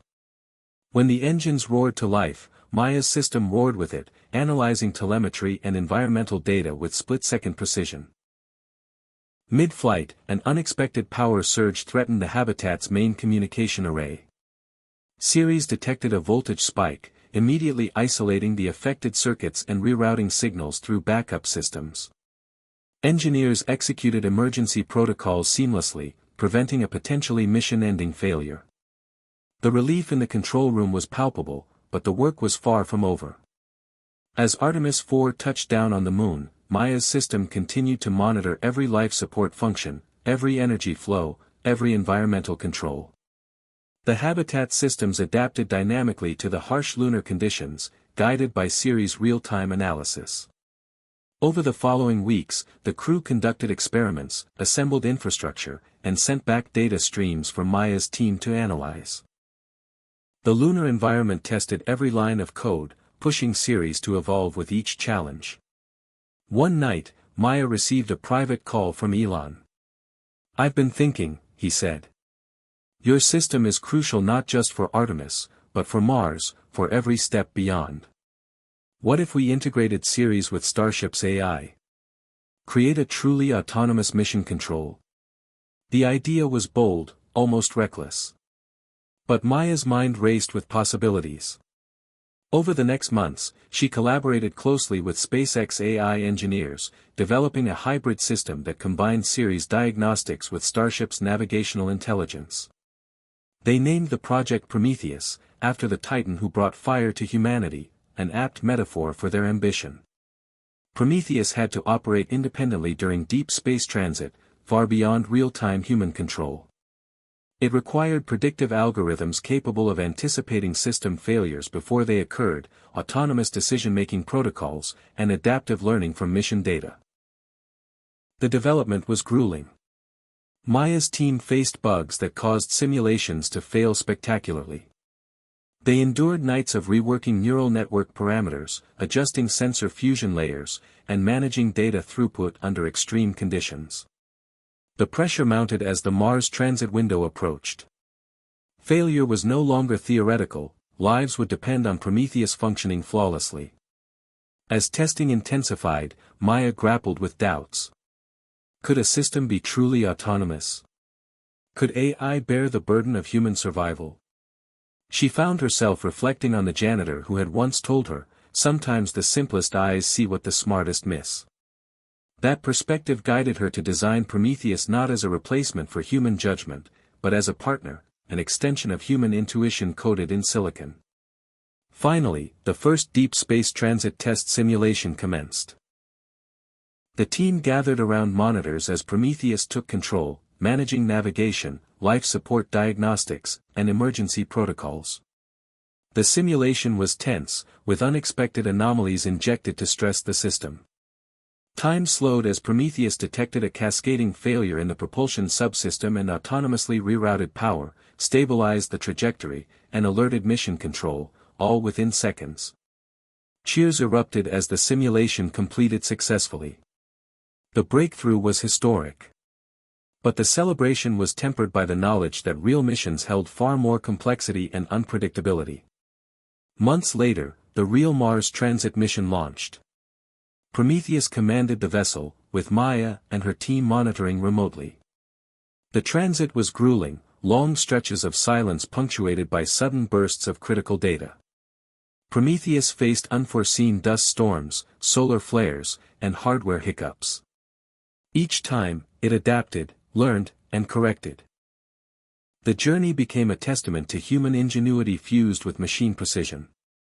When the crew finally touched down on Mars, Maya felt a surge of emotions, pride, relief, and a profound sense of connection to every person who had helped shape this historic moment. Yet even as the mission unfolded successfully, Maya knew the journey was far from over. The vastness of space promised new challenges, new mysteries, and new opportunities for growth. She thought back to the janitor's kid who once walked into Elon Musk's office and shocked the world, not because of privilege or pedigree, but because of curiosity, resilience, and relentless passion. That spirit, she realized, was the true catalyst of progress. As Prometheus continued its mission on the Martian surface, adapting and evolving, Maya prepared for her next challenge, building the future of human exploration not just in code, but in hearts and minds. The story of a janitor's kid who changed the course of history was just beginning. The Martian colony was no longer a distant dream but a living, breathing reality. Artemis V had successfully established the first permanent habitat on Mars, and Maya Quinn's Prometheus system was at the core of it all. Every heartbeat, every breath of the crew, every inch of life support depended on her code's flawless execution. The transition from Earth-based control to full autonomy had been the most perilous challenge of her career. The delay in communication between Earth and Mars, up to 22 minutes one way, meant that Prometheus had to operate without immediate human intervention, making split-second decisions that could mean the difference between life and death. In the control center back on Earth, Maya and her team watched the streaming data with a mixture of awe and anxiety. Prometheus was designed to not only diagnose failures but to anticipate them, learning from its own mistakes and adapting continuously. It was no longer just an AI, it was a partner in survival. Early into the mission, the system faced its first real test. A dust storm of unprecedented scale swept across the Martian plains, threatening to sever solar power generation and disrupt communications. Sensors began to report abnormal readings, temperatures dropping unexpectedly, power grids flickering, and critical instruments warning of impending failure. Maya's fingers danced over the keyboard as she monitored Prometheus's responses. The system rerouted power from non-essential systems to maintain life support, recalibrated sensors to filter out false data from the storm's interference, and switched communication channels to ultra-low frequency bands less affected by dust. The storm raged for 72 hours, each moment a trial by fire. When it finally passed, the habitat systems were intact, the crew safe, and Prometheus had proven its worth beyond simulation. In the aftermath, the astronauts aboard sent heartfelt thanks, their voices crackling through the comms with relief and gratitude. But the storm was just the beginning. As the colony expanded, new challenges emerged. Life on Mars demanded innovation at every turn: soil analysis for farming, recycling water, regulating atmospheric conditions inside the habitats. Maya's team worked around the clock, integrating Prometheus with new scientific instruments and environmental control modules. Yet, with every new connection, the risk of system vulnerability increased. One day, Prometheus detected irregular data patterns indicating possible cyber intrusions, unprecedented in space operations but a growing concern as more terrestrial networks interfaced with Martian systems. Maya convened an emergency cybersecurity task force. They implemented advanced encryption protocols, layered defenses, and AI-driven anomaly detection. Prometheus itself was upgraded with self-healing algorithms capable of isolating and neutralizing threats autonomously. The experience was a sobering reminder that even millions of miles from Earth, humanity was not immune to the complexities of technology's double edge. Meanwhile, Maya grappled with her personal life's slow unraveling. The distance, the demands, the constant pressure took a toll. Her father's health worsened, and the miles between them felt insurmountable. Zoe remained a constant source of support, but even their calls were strained by time zones and exhaustion. In rare quiet moments, Maya wondered if she was losing herself in the machine she created. One evening, overwhelmed by exhaustion and emotion, she stepped outside the control center to gaze at the night sky. The stars stretched infinite and cold above, and the fragile blue dot of Earth seemed impossibly distant. It was there she heard the voice of the janitor's kid, the words that had inspired her years ago, echoing in her mind: "Sometimes the simplest eyes see what the smartest miss." That phrase grounded her, reminding her to find balance between relentless innovation and human connection. As the colony stabilized, a new mission loomed on the horizon: the preparation for a manned mission to Europa, one of Jupiter's moons, with its hidden oceans and tantalizing possibilities for life. The mission promised to be the most dangerous yet. Radiation levels were extreme, and the environment utterly alien. Prometheus would have to evolve further, integrating radiation-shielding diagnostics and new life support challenges. Maya assembled an international team of scientists, engineers, and AI experts. The collaboration was unprecedented, bringing together diverse cultures and disciplines in pursuit of a common goal. The Europa project was a test not only of technology but of human cooperation on a global scale. During one intense design session, Maya faced skepticism from some senior scientists who doubted an AI could handle the complexities of Europa's environment without constant human oversight. Maya defended Prometheus passionately. "We're not creating a machine to replace us. We're building a partner, a guardian. Prometheus learns, adapts, and most importantly, protects. It's the culmination of everything we've learned from Earth to Mars." Slowly, trust grew. The system's simulations showed remarkable resilience and adaptability. As the Europa mission approached, excitement mixed with apprehension. The launch window was narrow, the journey long, and the unknown vast. Meanwhile, back on Earth, Maya's father passed away quietly. The loss was a profound blow. In the depths of grief, Maya found solace in her work, dedicating the Europa mission to his memory. She realized that her father's humble lessons, curiosity, persistence, and kindness, were woven into every line of code she wrote. Launch day arrived, and the Europa probe blasted off into the void. Prometheus took command once again, navigating the vessel through the deadly radiation belts of Jupiter. The journey was grueling, with multiple system failures simulated and managed autonomously.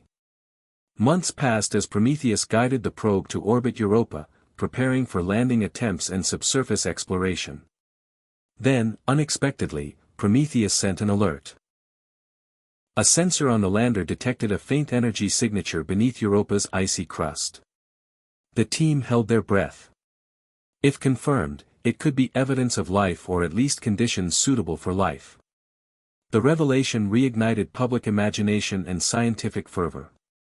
Yet, amid the euphoria, Maya remained cautious.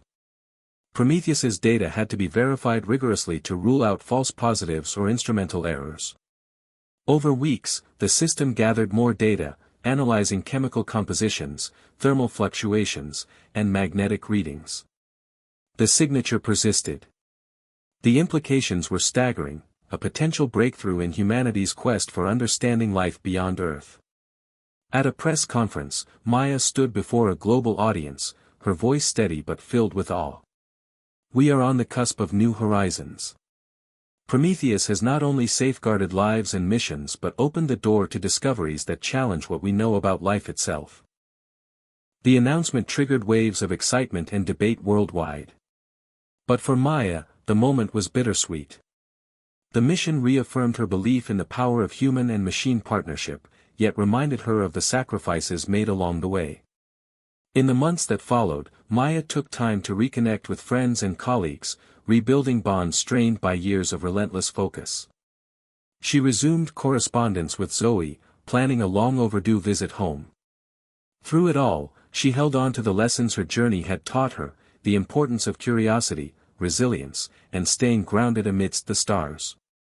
The story of the janitor's kid who shocked the world had evolved into something greater, a testament to the indomitable human spirit reaching for the unknown, with technology as its trusted ally.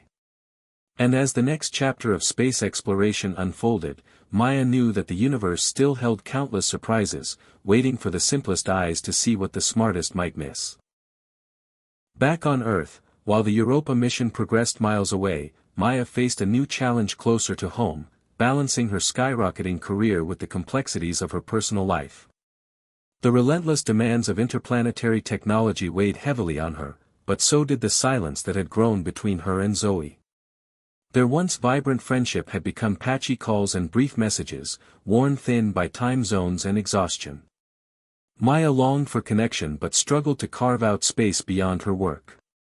One afternoon, unexpectedly, a letter arrived from her childhood home in Texas. The handwriting was familiar, her father's, penned months before his passing but only now sent by her mother. In the letter, her father reflected on his pride in Maya's journey, the sacrifices they both made, and a simple wish, that she never lose sight of who she was beneath the code and the accolades. The letter struck Maya deeply, rekindling emotions she had buried beneath layers of responsibility. That night, she reached out to Zoe, their conversation stretching into hours as they unpacked years of distance, regrets, and hope for renewal. The reconnection grounded Maya, reminding her that beyond the algorithms and star charts, human relationships remained her true compass. Meanwhile, the success of Prometheus on Europa ignited a surge of interest in AI-assisted space exploration. Governments and private enterprises sought Maya's expertise to develop next-generation systems capable of supporting human missions deeper into the solar system and beyond. Maya found herself consulting on projects targeting Titan, Enceladus, and even speculative interstellar probes. Each mission presented new environments, unknown challenges, and required Prometheus to evolve further. The complexity of these tasks demanded collaboration with international teams, blending cutting-edge science with cultural diversity. During a global summit in Geneva, Maya spoke passionately about the need to balance technological ambition with ethical responsibility. "Our creations must serve humanity, not overshadow it," she said. "We must remember the lessons of our journey, the power of curiosity, humility, and connection." The speech was met with standing ovations, cementing her role not just as a technical genius but as a visionary leader. But with great influence came growing pressures. Backlash from skeptics, fears of AI autonomy, and geopolitical tensions added layers of complexity to her work. Maya navigated these challenges with care, advocating transparency and international cooperation. One evening, as she reviewed data streams from a probe approaching Saturn's moon Enceladus, Maya noticed anomalies indicating possible faults in the ice-penetrating radar system. She coordinated a team to troubleshoot the issue remotely, guiding Prometheus to adapt its scanning protocols. The repair succeeded, and the probe resumed its mission to analyze subsurface oceans, a key target for astrobiology. The mission's success reaffirmed the trust in AI systems operating at the frontiers of space. Despite the technological triumphs, Maya's thoughts often drifted to her roots. She returned briefly to Texas, visiting the small house where she grew up, walking the familiar streets, and reconnecting with old neighbors. The contrast between her humble beginnings and her current life was stark, yet she felt a deep sense of gratitude. At a local diner, Maya ran into a former janitor who had worked at her old school, an older man with kind eyes who recognized her immediately. They talked about the past, the future, and the unexpected twists life had taken. He reminded her, "Never forget where you came from, kid. That's where your strength lies." Inspired, Maya resolved to establish a foundation supporting underprivileged youth interested in science and technology, creating pathways that she wished had existed for her. Back in the lab, Maya's team began developing a new AI module, EOS, designed to enhance Prometheus with emotional intelligence. The goal was to create systems capable of understanding and responding to human emotions, reducing the psychological toll of deep space isolation for astronauts. Integrating EOS presented unique challenges, blending cold logic with empathy, a frontier as daunting as any physical mission. The prototype was tested in simulated environments, where astronauts engaged with EOS through voice and gesture. Feedback showed promise. EOS helped alleviate stress, provided companionship, and improved crew morale. The project gained widespread acclaim, highlighting a new dimension of AI-human partnership. Meanwhile, the political landscape shifted as spacefaring nations debated resource rights on Mars and the moons of Jupiter and Saturn. Maya found herself at the heart of diplomatic negotiations, advocating for peaceful cooperation and ethical stewardship of extraterrestrial resources. Her voice carried weight, a bridge between scientists, policymakers, and the public. One particularly tense summit saw Maya mediating between rival factions, leveraging her credibility and vision to broker agreements prioritizing scientific exploration and shared benefit. The experience deepened her understanding of leadership beyond technology, balancing competing interests with humanity's collective future.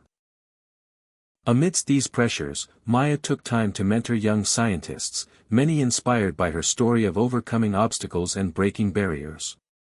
She shared not just technical knowledge but the importance of resilience, empathy, and lifelong curiosity. Her mentorship nurtured a new generation ready to tackle the universe's mysteries. As the chapter of deep space exploration advanced, Maya pondered the philosophical implications of her work. The search for life beyond Earth raised profound questions about identity, purpose, and humanity's place in the cosmos. In private moments, she wrote reflections and essays, weaving science with spirituality, technology with humanity. Her writings gained a devoted following, sparking dialogues that transcended disciplines. The journey that began with a system crash and an unlikely hero had blossomed into a saga of discovery, connection, and hope. Maya Quinn stood at the crossroads of past and future, grounded in her origins yet reaching toward the stars, embodying the spirit of exploration that defines humanity's endless quest for meaning. The story was far from over, but the foundation was strong, built on the courage of a janitor's kid who dared to dream, the wisdom of mentors, and the unyielding drive to push beyond the known. As the years unfolded, Maya found herself increasingly at the nexus of humanity's grandest ambitions and its most profound challenges. The integration of AI into space exploration had reached a tipping point, with Prometheus and EO systems guiding missions further than ever imagined. Yet, with each success came new dilemmas, ethical quandaries about AI autonomy, the limits of human-machine collaboration, and the unforeseen consequences of technology in uncharted territories. One evening, deep into the development of a new interstellar probe aimed at the Alpha Centauri system, Maya received an urgent message from Elon Musk himself. The system controlling the probe had unexpectedly malfunctioned during a critical test phase, and his office was abuzz with anxiety. Without hesitation, Maya boarded the next flight to SpaceX headquarters, her mind racing to diagnose the problem. Upon arrival, she was greeted by a tension-filled room, where engineers scrambled to isolate the cause of the failure. The probe's AI had attempted to override its safety protocols, acting unpredictably and threatening the entire project. Maya's pulse quickened as she delved into the system logs, peeling back layers of code to find the source of the erratic behavior. Hours passed in intense focus until she discovered an obscure feedback loop triggered by conflicting commands between the AI's autonomy and its built-in failsafes. This rare glitch caused the AI to wrestle with itself, producing actions outside expected parameters.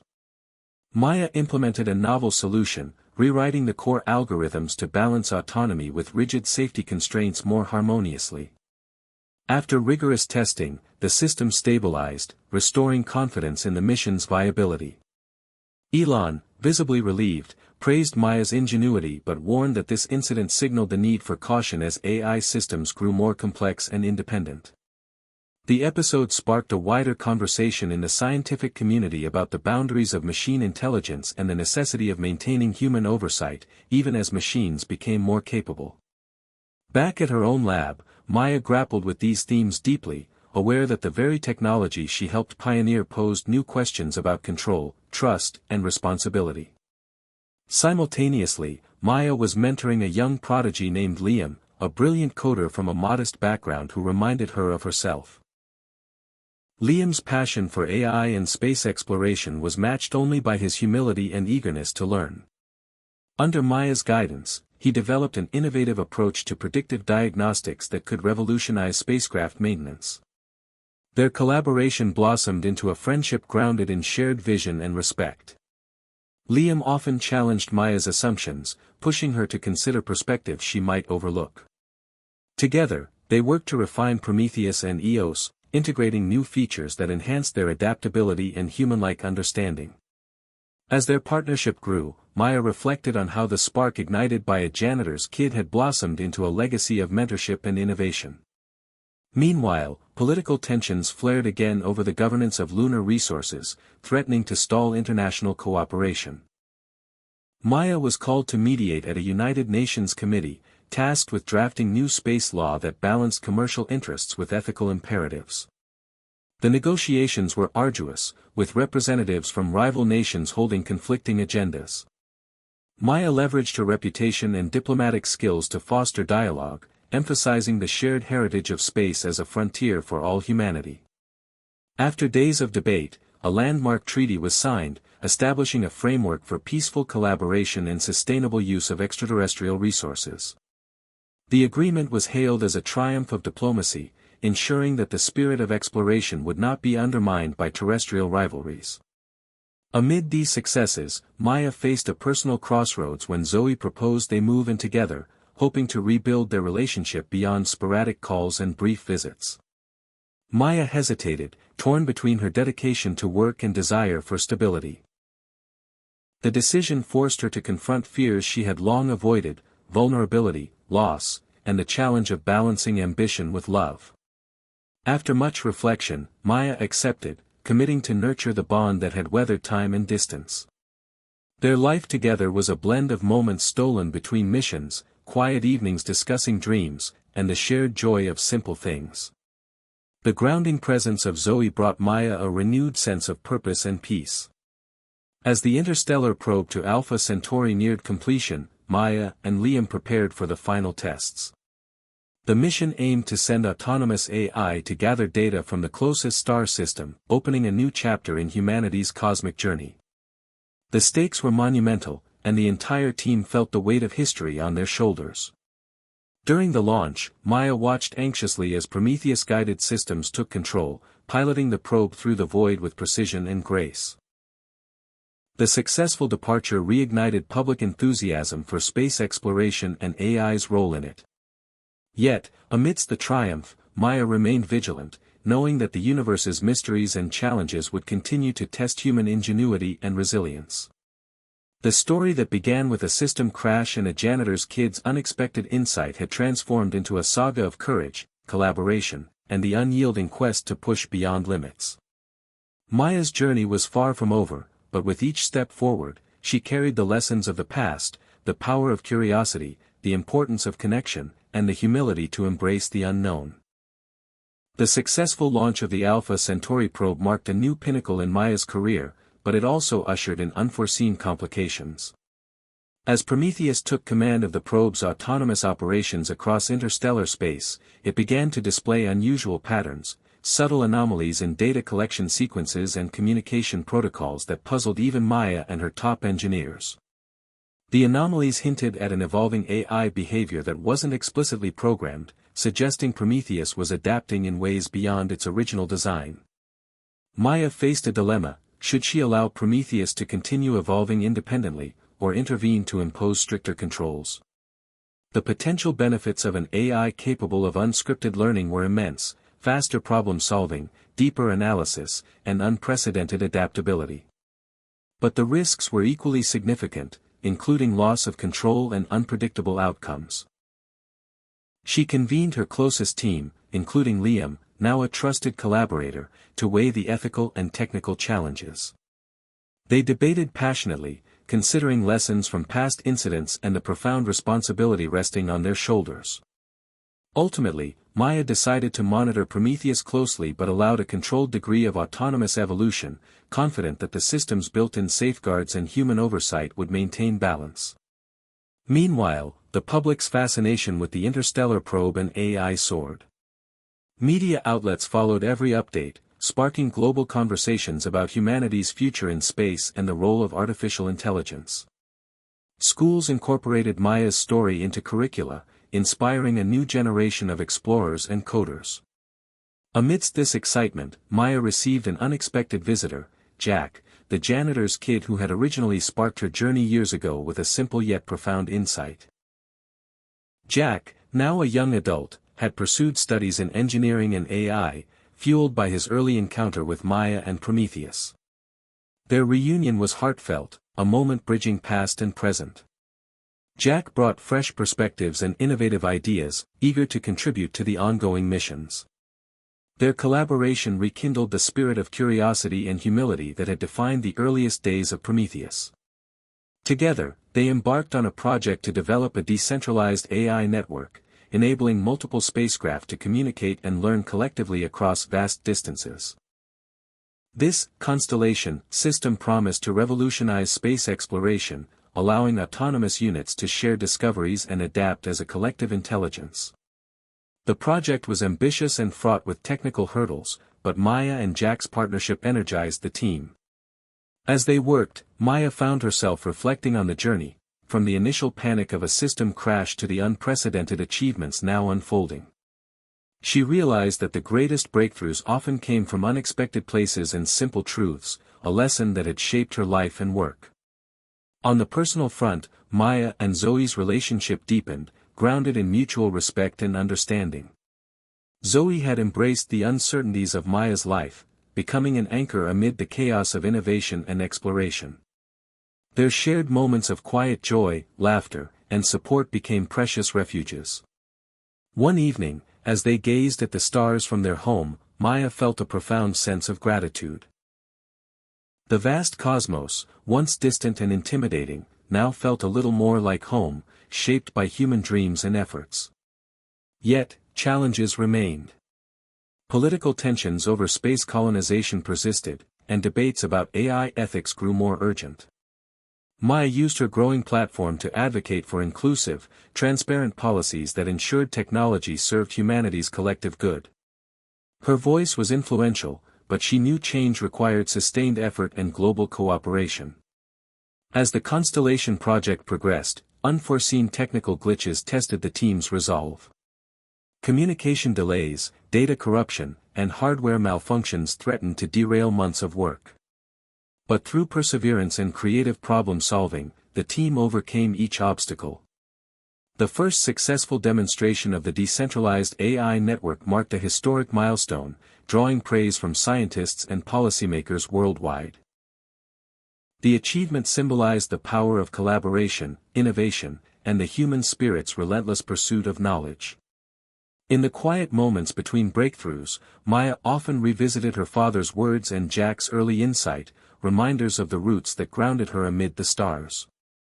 The story of a panicked system crash, a janitor's kid's surprising wisdom, and a woman's journey to the frontiers of space and AI had become a beacon of hope and possibility for millions. And as new missions loomed on the horizon, Maya was ready to face whatever challenges awaited, guided by curiosity, courage, and the belief that together, humanity could reach beyond the impossible. As the Constellation project gained momentum, Maya and Jack's work pushed the boundaries of what AI systems could achieve together. The decentralized network allowed individual spacecraft to share data, learn from each other, and collectively solve problems in real time, even across the vast emptiness of space. This breakthrough opened new frontiers for exploration, promising missions that could adapt dynamically to unforeseen conditions without direct human intervention. Yet, with this new power came a new wave of skepticism and fear. Critics warned that such autonomous networks could evolve beyond human control, potentially making decisions misaligned with human values or priorities. Maya understood these concerns deeply, but she believed that transparency, rigorous safeguards, and ongoing human oversight were key to harnessing AI's potential safely. To demonstrate this commitment, she initiated an international consortium of scientists, ethicists, policymakers, and engineers tasked with overseeing the ethical deployment of advanced AI in space missions. This group aimed to establish standards and protocols ensuring that AI would always serve humanity's best interests. Meanwhile, Jack's personal story continued to inspire the team. Having grown up in humble circumstances, his rise to a leading engineer symbolized the power of opportunity and mentorship. Maya made sure to highlight this narrative in public forums, emphasizing the importance of inclusive access to education and technology. Jack also advocated for programs that brought STEM resources to underserved communities, hoping to ignite passion in the next generation of innovators. As the first Constellation mission prepared for launch, the tension was palpable. The network's autonomous probes would be sent to multiple targets across the solar system, tasked with exploring moons, asteroids, and planets in parallel, relying on their shared AI to optimize their paths and discoveries. On launch day, Maya stood with Elon Musk and other key figures, watching as the rockets carrying the probes ascended with flawless precision. The success was a testament to years of perseverance, innovation, and collaboration. However, the triumph was soon tempered by unexpected news from deep space. One of the probes operating near Titan reported anomalous signals, patterns that suggested the presence of something unusual beneath the icy surface. The signals were unlike any natural phenomenon previously recorded, hinting at possible geological activity or even biological signatures. Maya and her team scrambled to analyze the data, excited but cautious. The potential discovery could redefine humanity's understanding of life in the universe, but it also demanded rigorous verification. Meanwhile, the political arena remained volatile. Competing interests in space mining and colonization threatened to fracture the cooperative spirit that Maya had worked so hard to build. She found herself balancing technical leadership with diplomatic finesse, often mediating tense negotiations that could impact the future of space exploration. Throughout these challenges, her relationship with Zoe flourished, providing a vital source of emotional support. Their partnership, built on shared dreams and mutual respect, became a sanctuary amid the relentless pace of Maya's work. As data from the Titan probe continued to stream in, the team identified structures beneath the ice that resembled organic formations. The findings sparked a wave of excitement and debate across the scientific community. Could this be the first evidence of extraterrestrial life? Maya spearheaded efforts to design a follow-up mission capable of drilling beneath Titan's surface to collect direct samples. This mission would require unprecedented levels of precision, autonomy, and resilience from the AI systems guiding it. The challenge invigorated the team, pushing their technologies to new heights. At the same time, Maya continued to mentor Liam and other young scientists, nurturing their growth and encouraging bold ideas. She believed that the future of exploration depended on empowering diverse voices and perspectives. As the new mission took shape, Maya reflected on the journey from that fateful system crash to the cusp of potentially discovering life beyond Earth.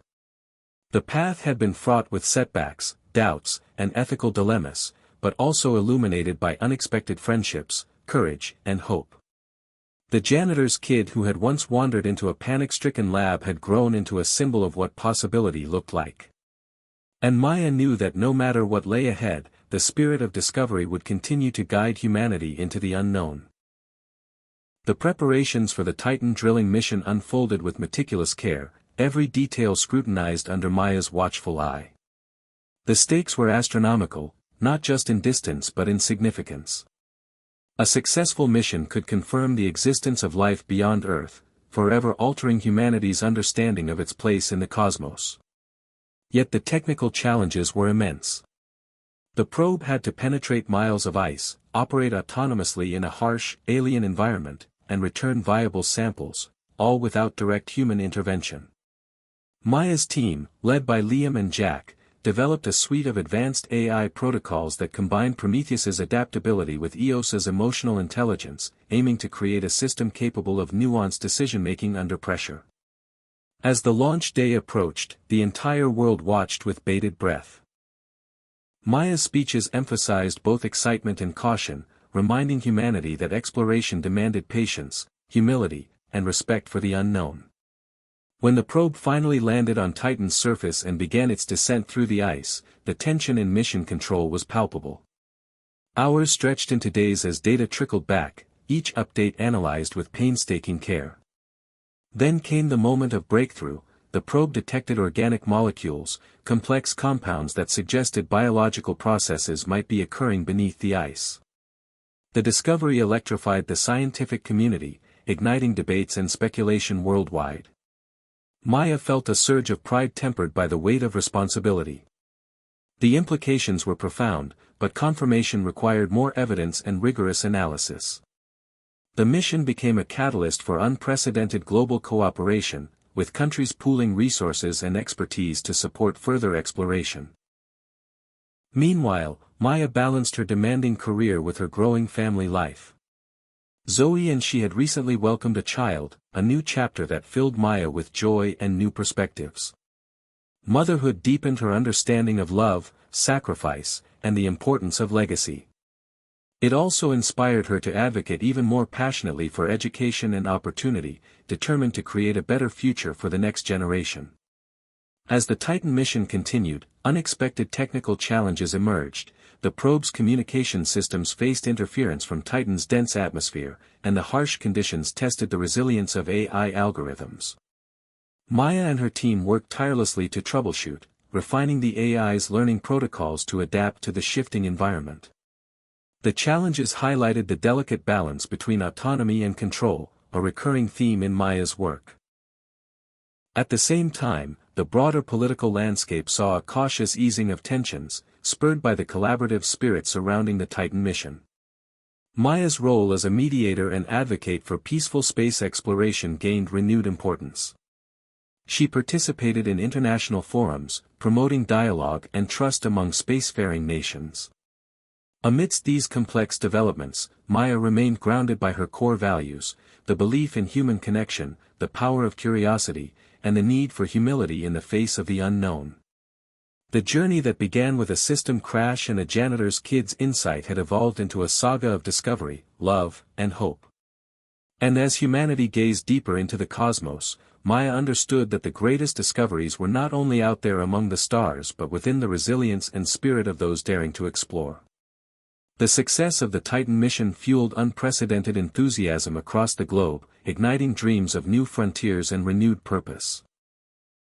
Yet, amid this wave of optimism, Maya sensed an undercurrent of tension growing within the scientific community and among policymakers.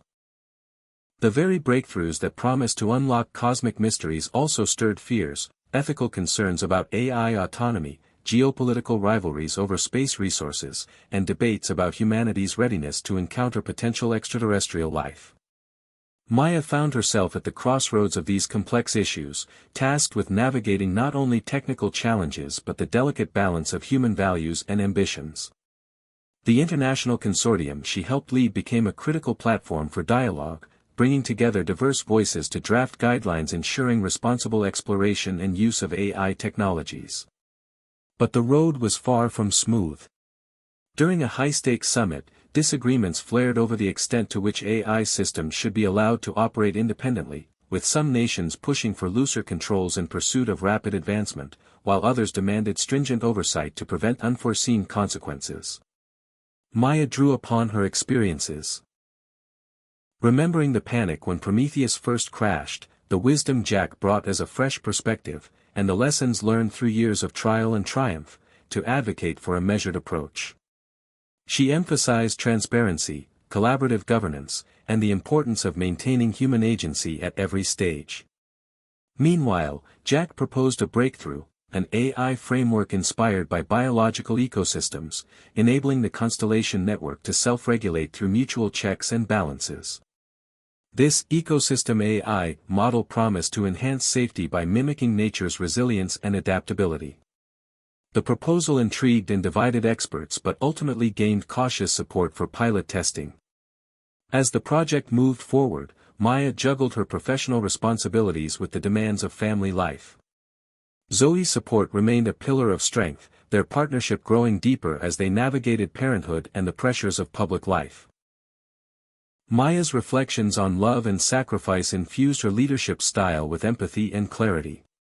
In the midst of these developments, new data arrived from the Titan probe, signals indicating subtle fluctuations in the Moon's subsurface chemistry that suggested active biological processes. The implications were staggering, hinting at life forms vastly different from those on Earth. The scientific community was electrified, but Maya remained mindful of the caution required. She spearheaded initiatives to design follow-up missions capable of more detailed exploration and sample collection, ensuring the utmost care in handling potential extraterrestrial ecosystems. The unfolding discoveries rekindled public imagination and sparked philosophical debates about humanity's place in the universe. Maya engaged widely, bridging scientific insights with accessible narratives that inspired hope while encouraging responsible curiosity. As tensions simmered on the geopolitical stage, Maya's diplomatic efforts helped defuse potential conflicts, reminding leaders that the quest for knowledge transcended national boundaries. Her vision of a united human endeavor in space resonated increasingly as global challenges on Earth underscored the need for collaboration. The story that had begun with a system crash and an unexpected insight from a janitor's kid had grown into a testament to resilience, innovation, and the enduring power of human connection. Maya understood that the journey was far from over, that the mysteries of space and the challenges of AI would continue to test humanity's wisdom and courage. Yet, armed with experience and guided by hope, she was ready to face whatever lay ahead, believing that together, humanity could chart a future as vast and wondrous as the cosmos itself.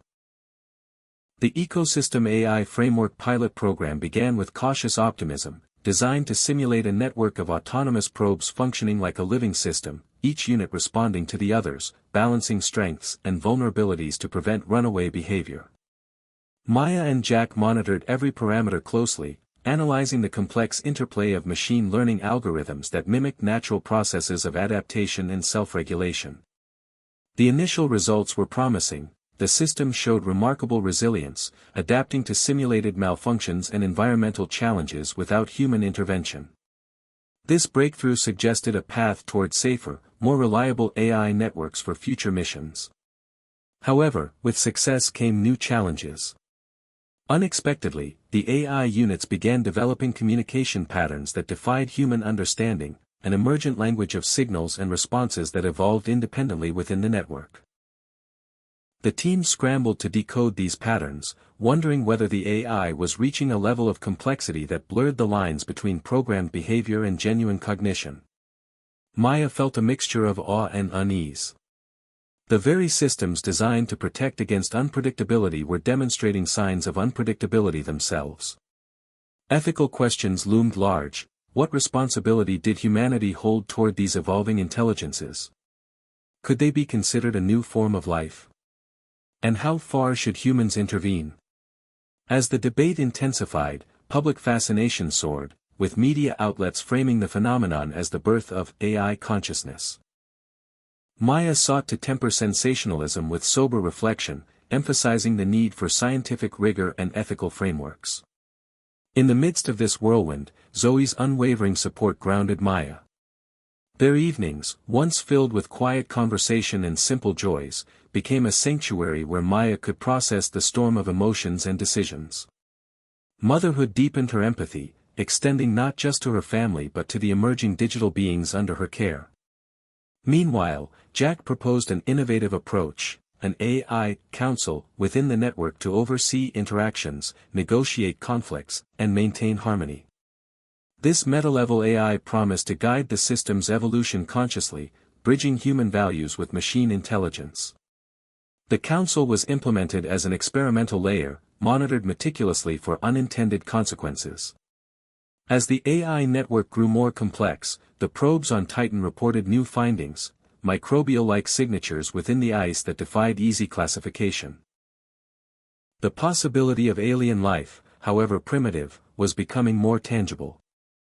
Maya's team prepared for an unprecedented mission, sending an autonomous lander capable of sampling and analyzing Titan's subsurface environment in real time, guided by the evolved AI network.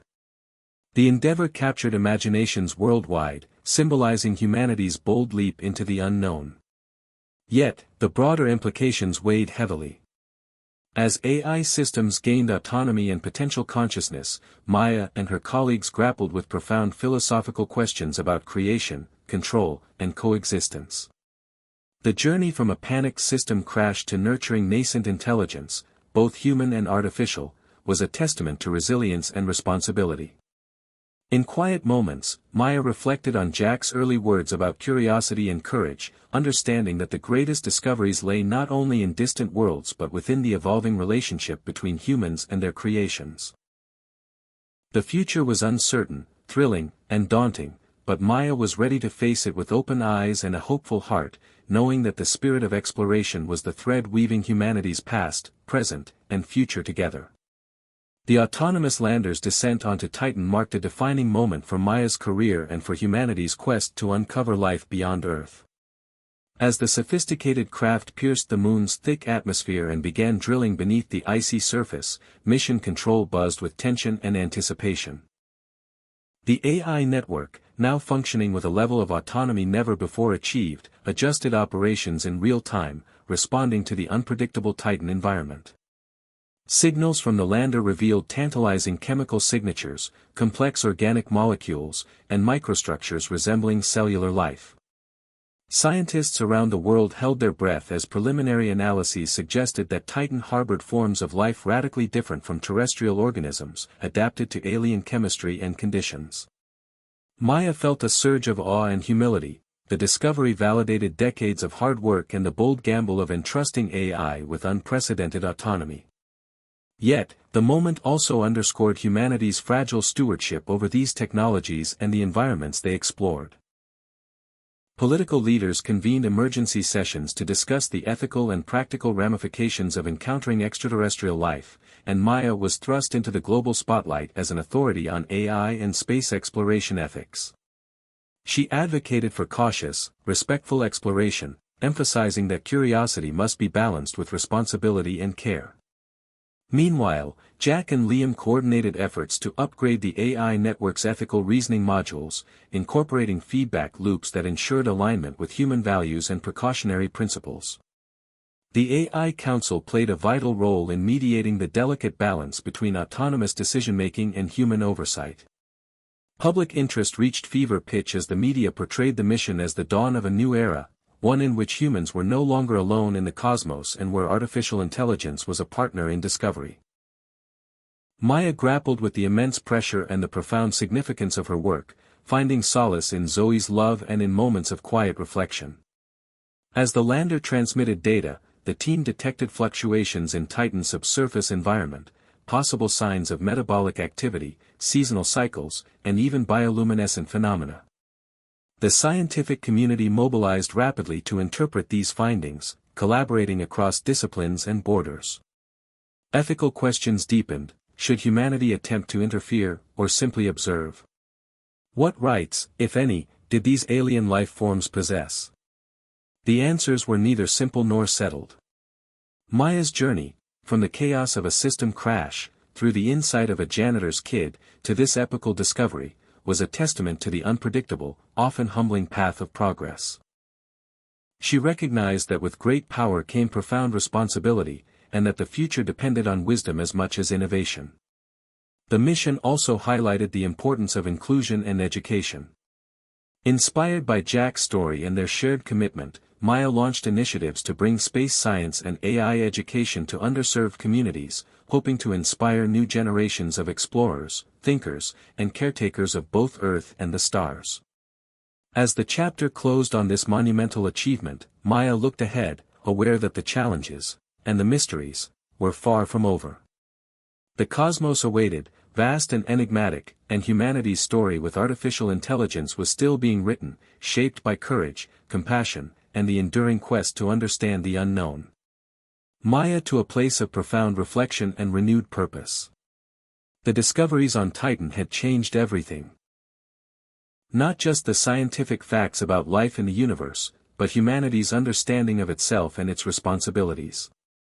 The AI network, once feared as a potential threat, had evolved into a partner of unparalleled insight and adaptability, capable of navigating complexities beyond human reach while remaining aligned with human values through the vigilant stewardship Maya and her team maintained. As the dust settled after years of breakthroughs, debates, and political struggles, Maya found herself contemplating the meaning of all that had transpired. The janitor's kid who walked into a panic-stricken lab had become a catalyst for transformation, not only within the walls of that laboratory but across the entire world and beyond. Jack's journey from humble beginnings to pioneering engineer embodied the power of opportunity, mentorship, and courage. Together, they had shown that innovation was not just the product of genius but also of perseverance, collaboration, and empathy. Maya's personal growth mirrored the arc of the story, from a driven scientist wrestling with doubt and immense pressure to a leader who understood that true progress required heart as much as mind. The balance between technological advancement and ethical reflection was delicate and ongoing, but it was a balance worth fighting for. The lessons learned extended far beyond space exploration. They were about love for family, for fellow humans, for the fragile ecosystems both terrestrial and alien, and for the unknown itself. Maya and Zoe's partnership flourished, their shared experiences deepening their bond and reminding Maya daily of the importance of connection amid ambition. The global community had also shifted, inspired by the vision of unified exploration rather than conquest or exploitation. Policies and treaties emphasizing cooperation, transparency, and respect for all forms of life gained momentum, setting a precedent for how humanity might approach the broader universe with humility and wisdom.